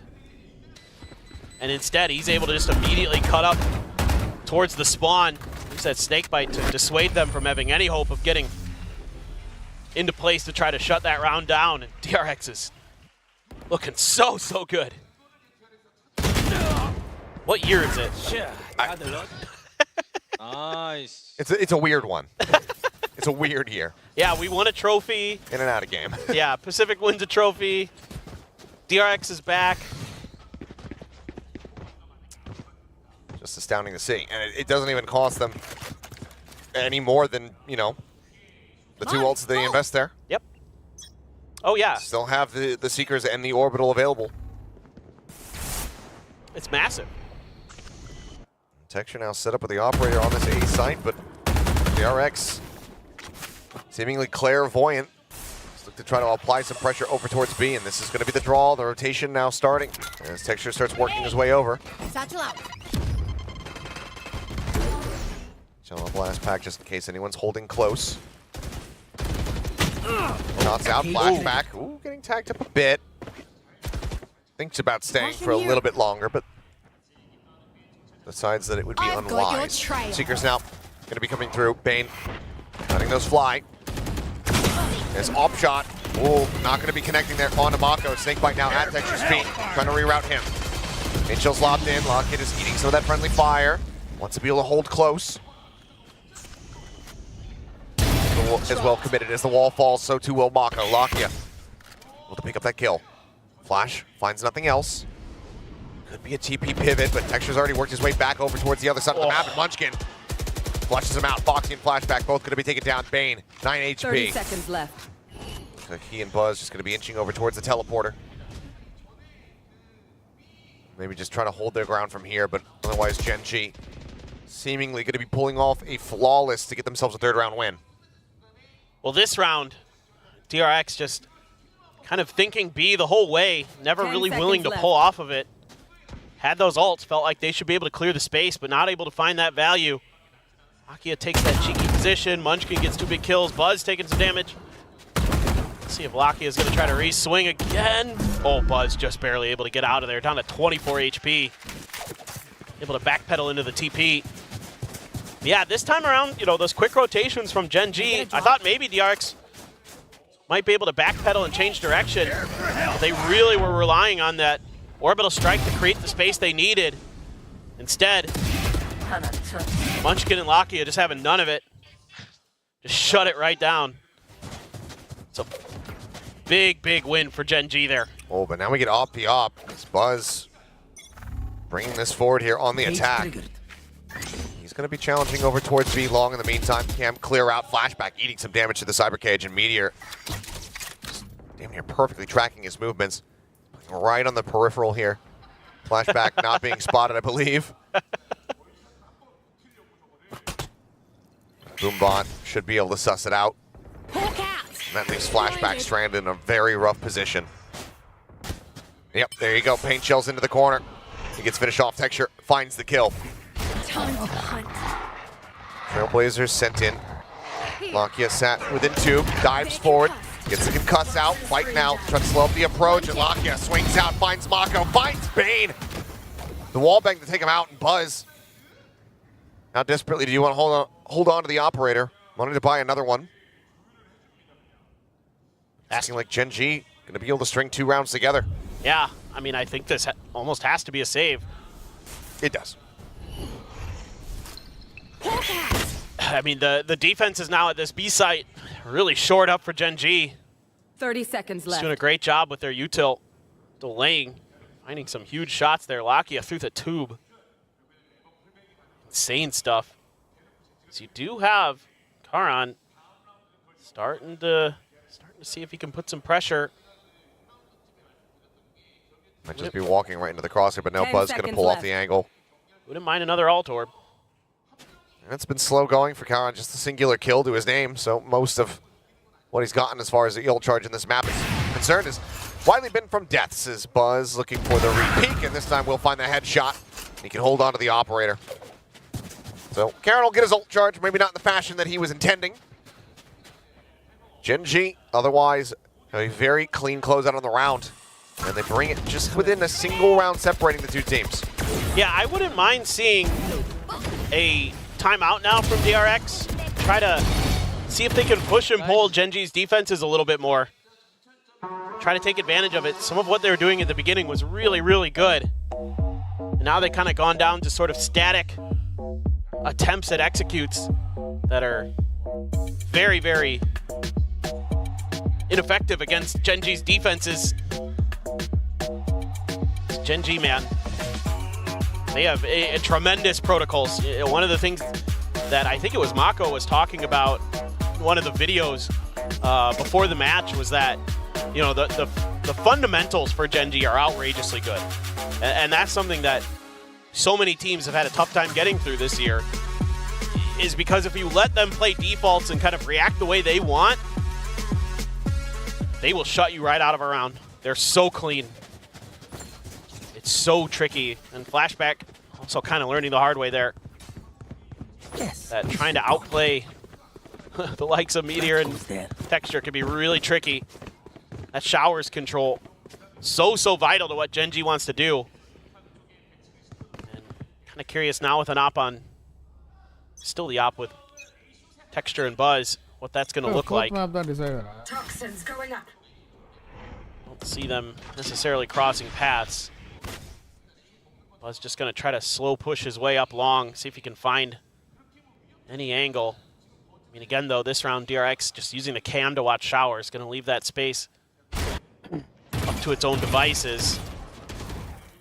Some pressure shown, but the spike not picked up, so this is all just information gathering for Genji, maybe looking for that pick, maybe looking for that player of Genji out of place. Aki holding an off-angle, Munchkin just takes down Foxy9. Solid early kill. A lot of the smokes out, taken away here from the side of DRX. It's going to be a reroute, the call to rotate the spike. A crossover towards A, where Mako again trying to push forward, trying to take some space, spots out the trap wire. We'll just clear that for now, but it has to just tuck away. Much more pressure on Flashback, inching his way forward over at Showers to try to find some kind of opening. Spike now, again, back in alongside Buzz. I think, you know, if they can get an opener, 30 seconds likely a big pivot call over to that B site otherwise. Likely be them rotating. They're trying to join in on this A side, but now Mako's going to be taken down. Lakia will find the first. Buzz on a slow creep forward, does find that kill. Munchkin slowly creeping around through elbow. It's going to be a quick exit here. Hearing the TP. Buzz trying to rotate, but the time is pretty much been taken down. I mean, 10 seconds. I think he can just get to the corner, but this is going to put him at risk. There's no smoke, and Karen finds a headshot to the round. Will come to an end. I have retrieved the I mean, they're just doing a great job of holding their positions. RNG not giving up those angles to Buzz to find value with that operator. Even going to find Flashback at the very end. It's Texture with his operator. It's tough because if they're not going to reveal themselves, they're going to hold these off-angle positions and then just find the moments to strike. You know, Mako clears a little bit of utility, pays the price. Akia just holding the corner, but again, it's all about just making sure that you're not giving any freebies. And DRX has a hard time sussing out their positions individually. Very, very difficult to do against Genji. TP check. I really like that bait. Just setting up the cam. I mean, Meteor, he's been playing over towards this A site. Says, yeah, I'm going to give you the cam. They're going to come in. They're going to hear that. I'm just going to keep toggling it, and then you just strike. Yep. Just those little things Meteor does with his util. Scout destroyed. You're going to see Buzz. So it's going to keep Karan over here. Showstopper just one away now. Look at where Texture is. He's right outside that teleporter. Up over the top, widespread on the paint shell. Going to clear out any additional Cypher util, but again, the bite coming through, and they are getting torn asunder by it. Fox is going to be taken down. Munchkin able to find Mako. Buzz gunned down by Meteor, who will find himself a second this round, bearing no fruit whatsoever for the side of DRX. Flawless fashion, the shutdown comes through. Spain desperately tries to make something happen with that Stinger, but now we go into the final round of the half. Genji, potential for 7-5, but DRX might just be able to give us another 6-6 half. I mean, it's so tricky. All the util in the world there. Snake bite, orbital strike. Also, the most casual reload into just headshot kill from Munchkin. He's just... Hang on, let me finish this. Just wait. If you guys could just hold for just 1 second. Yep. Now we got Texture up on top of the truck with the op. The trap wires in anticipation of the showstopper. They're going to try and limbo this again. Buzz just along the box here, tucked slipping away. the net. Everybody just hidden out of sight, waiting for the moment to strike, but as soon as it happens, it's going to happen very quickly, you'd suspect. For now, paint shell sent towards Texture's way. For now, just sat quietly. Showstopper not going to be finding much of anything there as Buzz trap wires get cleared out for him. Swap of the weapon. Texture has that Phantom on standby. Pit, however, now going to be invested from Munchkin. Back truck, trying to stave him off, and Foxy. It's quite a bit of damage.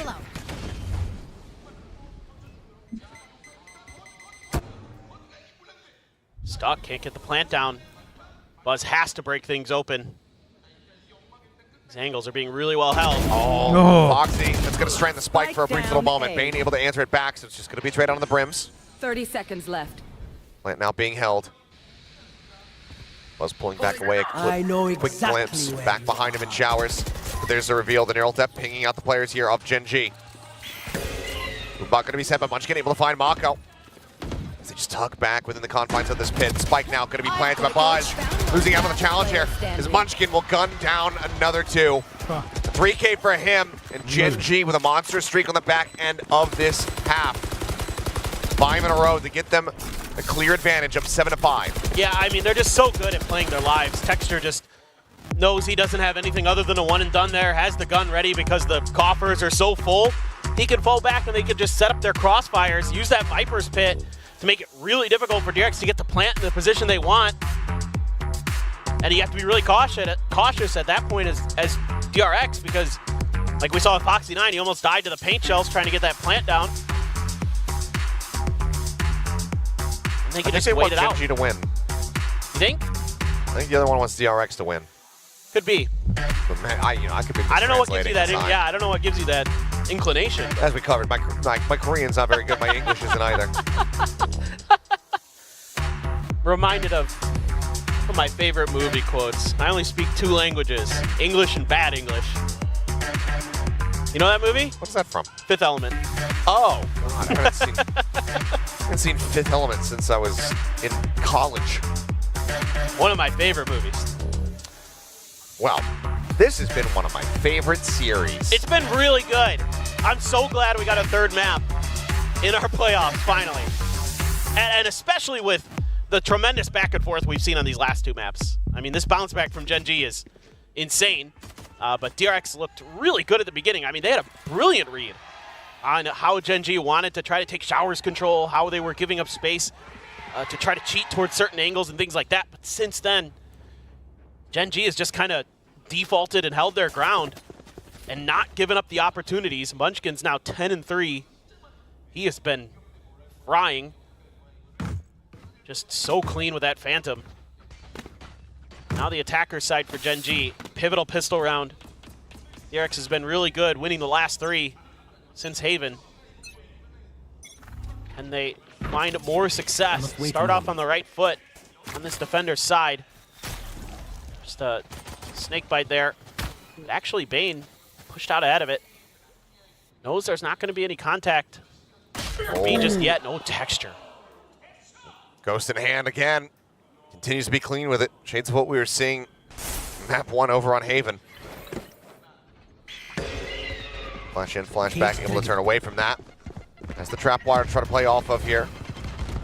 Right now he is surrounded and he's not ready for that swing out. Karen takes him down. Buzz, snappy as well. Doesn't manage to find one. Lock it quick on the punish. And now Bane, last one standing, still rotating around towards this ace site, and Meteor is playing up close and personal with him. Gets spotted, gets dinked, but manages to stay alive. 14 HP, no problem. We're going to be tied up 3-3 on pistols across the series, but Gen G now stretch the lead by 3 rounds. Come on, man. Like, Meteor gets dinked and he still wins this fight. This is huge right here. Breaking open showers. This leaves flashback on an island. Buzz screwed from multiple angles. I mean, just from there, Gen G can just flood, work as a team, and hit you from so many different sides. It's something they do very, very well. Meteor now up to 12 and 5.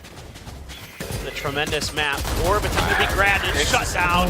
And it's not even the Phantom that's coming up with the kills. It's Lakia with a Guardian. Who takes advantage, who gains those orbs. 3 charges towards the Seeker here in the second round of the half.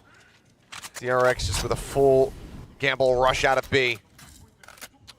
Well, they got the orb. So they got that going for them. True. Buzz push up into the smoke, instantly dealt with. Texture finding that one, the blast back forward. Knows that he stays, and that's going to be Lakia collecting a 3rd kill. Flawless in the anti-eco from Gen G. One away from double digits. But I can patch a bullet hole or 2. Let me know if you need healing. Yep.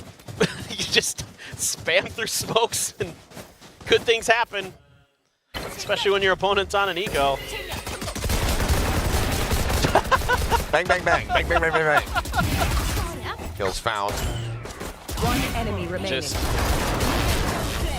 exciting and skillful gameplay.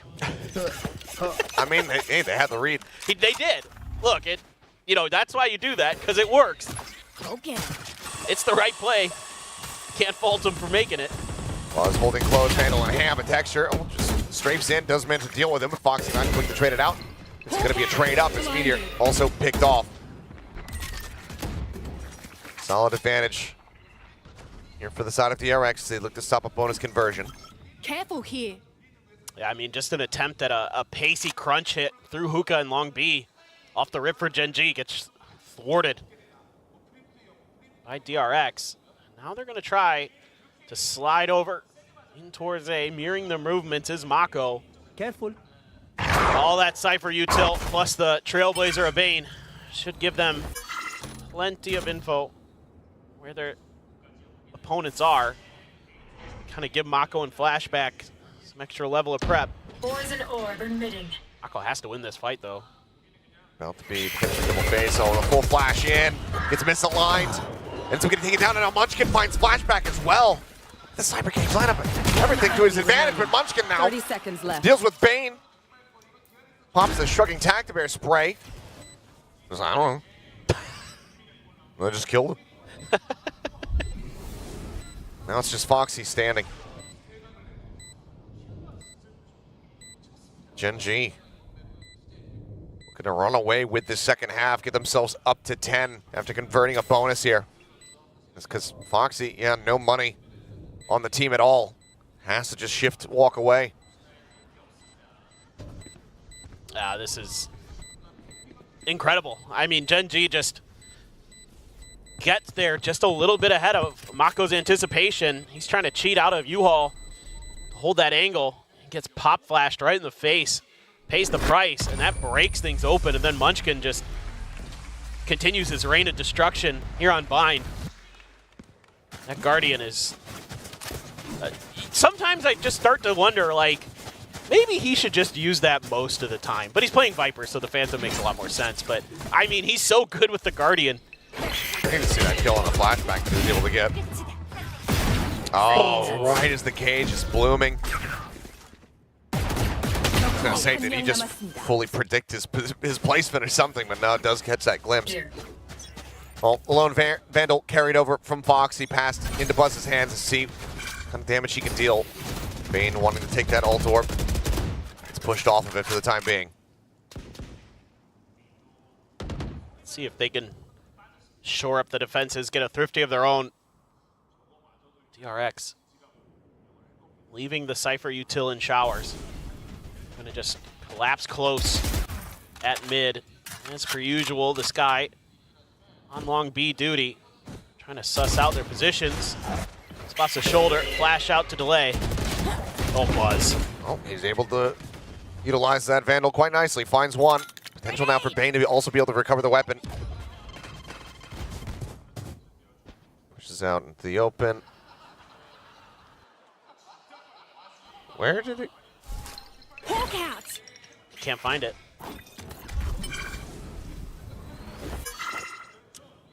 Maybe I missed something. Did they juggle it? It might have juggled it. Didn't see them juggle it, didn't hear it, but maybe they juggle it. Either way, Bane can't get a weapon. And that's dire for DRX, but they still do have a man advantage.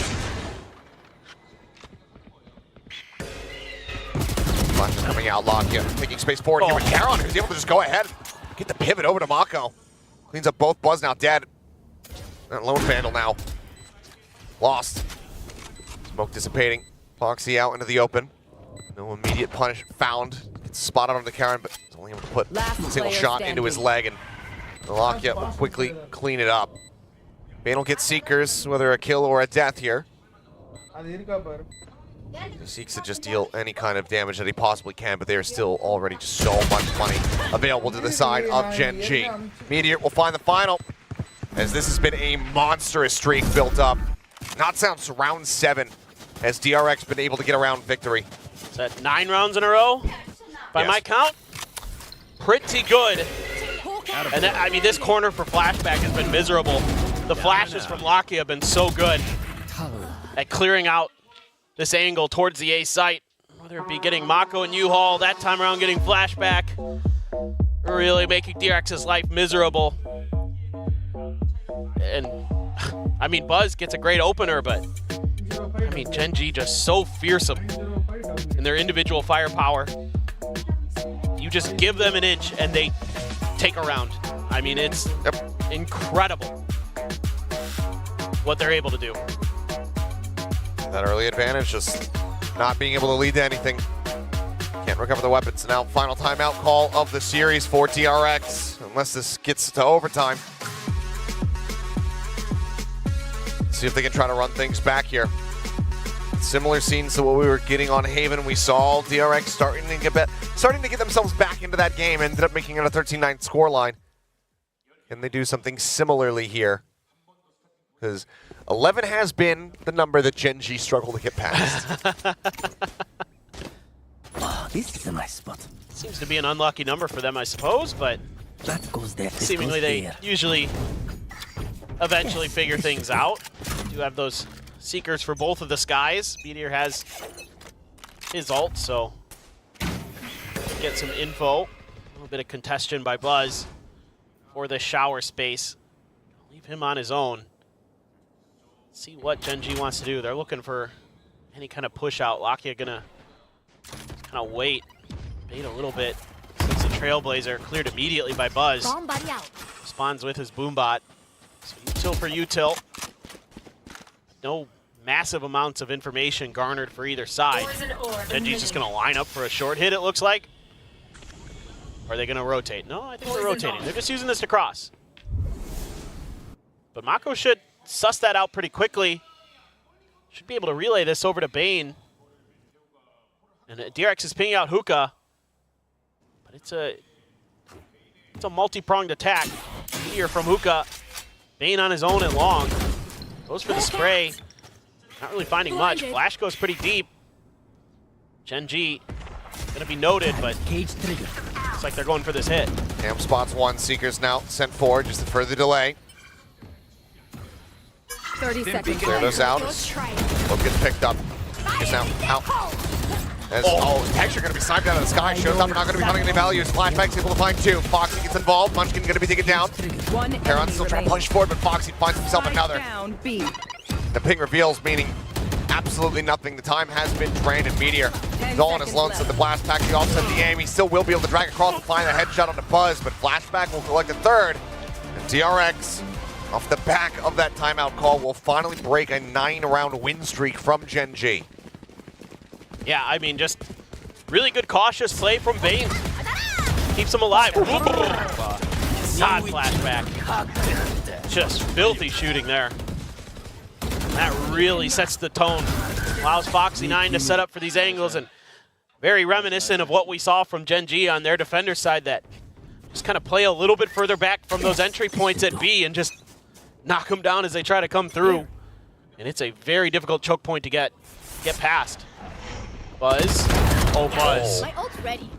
Karon died? At the same time, yeah, Karon's swinging out. His eyes were trained on Mako. He gets that kill.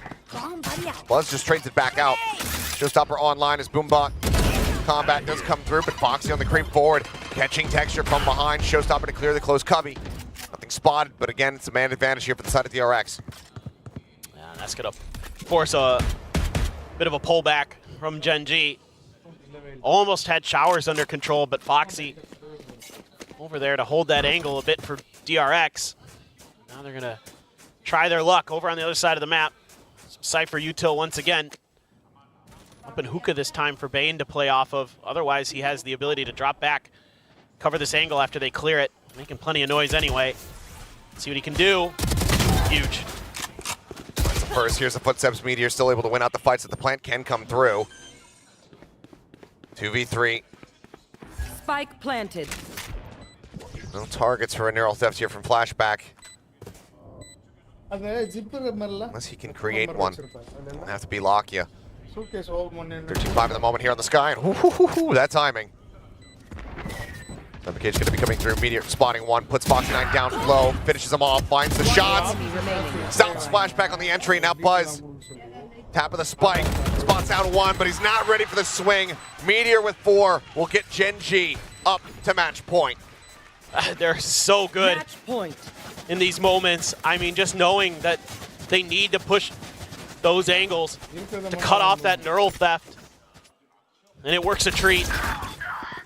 I mean, Meteor just so good with that Phantom.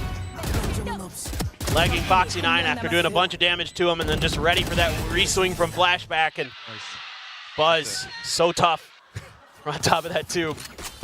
And it is looking like Gen G will be going to their 3rd Pacific Finals in a row.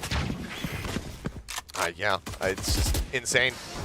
Every final of the year, Gen G has made an appearance at it thus far. Every final possible. Yep, and Meteor, is one step closer. Foxy 9 taking down, Texture finds Mako. Buzz able to answer one back as Meteor will fall. But now it's just going to be a TP pivot. Working their way across over towards B. Flashback on his lonesome, just a stinger in hand. Has the neural theft if he can get a target, if he can get a kill to try to set up the rest of the team here. There's a drop down, the full flash connects onto his face. Lakia finds the kill. Buzz snapping him, go ahead and get the punish here on the Munchkin. Gets the dink through the wall on the Karen, but cannot confirm the kill. Orbital strike at the ready. Karen just waiting for his teammate to say the word go. But it won't be necessary. Texture will swing out, Bane will fall, and Gen G will punch their ticket into another grand final. Just stellar stuff on Bind and Haven. This Gen G squad has such a deep map pool. They are so brilliant in so many ways. Individual talent through the roof, but good game planning as well. However, I am thoroughly impressed with DRX. They had a lot of good ideas on these maps. Their Sunset was really, really good. They really shut down a lot of what Gen G wanted to accomplish. Started out hot on Bind, but couldn't keep up, couldn't match the pound-for-pound firepower that Gen G brings. But man, oh man, what a great battle between these two Korean squads. So far, the only team to be able to deliver a 3-mapper here in the playoffs for us. They do make Gen G draw blood. That Sunset clearly still a bit of a pain point here for this team. But DRX certainly still a force to be reckoned with and not out of the playoffs yet. They still could earn their way back into a grand final, have a rematch, another crack at this Gen G squad in best-of-5 fashion, but that will have to be down through the lower bracket. We still have to see who their opponent is going to be because, of course, coming up next, we're going to have Paper X going up against Talon to see who is going to be keeping themselves afloat in the playoffs. But that does it here for the first series. We'll pass things now over to the analyst desk to break down all the action. Looking bright, looking strong. Gen G are once more in the grand finals of VCT Pacific. This time it's the last one. It's stage 2's grand finals. Now DRX looks really good on this map, but Gen G just are continuously one of the best here. I mean, 5th grand finals in a row. That's insane. They've reached every single grand finals that was offered to them this year in 2024, and that's with a rookie. It's with a roster that hasn't played together, right? The entire core was just brought from all different teams. I mean, this is an insane run from Gen G, and I think that alone proves why they continue to be one of the strongest teams in the world. Truly, without a doubt. Like, there's no contest to this. They feel fresh, they feel explosive, and just so precise and deadly with how they are playing. I mean, we talked about, the Karen coming in. This is his first year. He's reaching 1,000 kills. Maybe a little bit quiet on this map, surely, but still, you can feel every single bit of impact that's thrown out. He's like throwing out the orbital strike, and he's kind of controlling the map. There was that one round off of, a bit of a loss against DRX at the start, but as soon as a timeout was called, as soon as Gen.G picked up that Thrifty off of like just insane plays and how they really wanted to break open up that A site, everything flipped around. Yeah, and I think what we saw on this bind, especially more so than the other two maps, is that Gen.G started to really play like they're playing against DRX, right? They remembered that, hey, we're not playing Paper X, we're not playing Talon, we're not playing Team Secret, we're not playing RQ, we're playing DRX. We can actually go back to some of the older styles of relying on Meteor to create space on his own, right? And then relying on Lakia to get that information in the clutch timings. Go a little bit more textbook rather than just full aggression on our trades, because that's what's going to break apart DRX. So now Gen.G, I think, are proving that you don't always need to change your comps to adapt. In fact, using the same composition, now you're a lot more flexible and comfortable individually as players, and we just saw that on bind. Yeah, I mean, that exact point. It's been such a huge contrast seeing how Gen.G has been doing, seeing how even DRX has been doing it to an extent versus the likes of Paper X and Talon, who are playing the next match later today. And there's really something to it. I think we've seen so much already in the very few years of Valorant and VCT, and we're kind of seeing a new formula for this year, and that's just kind of refining what's already there. It really is just truly becoming like those specialists that we see how Meteor, has the cyber cages. At the same time, like, he really is very capable of randomizing a lot of his trips, and it's something that DRX are trying to work against, but sometimes it's just a little bit too much for them. And Gen.G are just really, really operating every single player in the game on a different level. And we saw adjustments even in the first half on the defense as well, right? Some of the other maps, something that Gen.G loves to do is that they'll get information initially, they'll over-rotate off of it, but then they'll overcompensate by pushing out that side of the map. Now, that's a lot harder on bind. They understand that. They also have recognized that DRX has started doing this, abusing this against them on the previous maps, so they start to really just leave someone in spawn, and they say, you know what, we don't need to push out. We don't need to take main control. Let them have it. I know that's textbook says that you have to play bind with control on one side of the map. No, we're not going to do that, but we're just going to flood. We're going to go for these trades afterwards, go back to our roots, back in kickoff. That's how they used to play the bind, and it comes out to success here with a 13-6 scoreline. And just, again, with the same composition, they're just that capable of it. I mean, you can see how many first kills that they're picking up. That's, the firepower that they have. Texture at the same time on the Raze is just doing amazing stuff. And then, they're playing the objective as well. You can really see, especially with the scoreline below, it's particularly from round 6 onwards. Yes, DRX picked up the subsequent one, but Gen.G really started to pick it up on a rampage once they start to figure out, right, like you mentioned, Will, that they're playing against DRX. Let's not, do anything too crazy, too aggressive. And they are able to really bring themselves and bring the whole map under their control. And it happens oftentimes because of Meteor. Yeah, I mean, just look at the scoreline. Yeah. Now, I do want to point out Karen. Now, he did hit 1,000 kills today, but he's still really up there as one of our MVP contenders for the overall series for today. I mean, he's just performed so well. I mean, he was the top fragger for the first 2 maps, right? That has to count for something. Yes, he's not at the top, but it's also not like his KD was really weighing the team down. He just wasn't carrying the game anymore. But that's okay for a team like Gen.G, because then you have your Meteors, right? You have your Munchkins who can step up. And even Lakia coming back to bind, a map he knows like the back of his hand. I mean, the util was great. I mean, just look at his kill-to-death ratio alone, not even counting the assists. That just goes to show that he understands what positions he needs to take, when he needs to go in for these trades to make sure that it leads to a round win. And on the other side, very uncharacteristic numbers for, the majority of DRX. But again, I think part of that is Gen.G kind of drawing DRX into their traps and making them feel less comfortable about the whole fact, like, hey, aren't we supposed to be meeting opposition at this point? Like, what's going on here? And DRX starts second-guessing themselves. The trade angles aren't quite there yet, and Gen.G is in an advantageous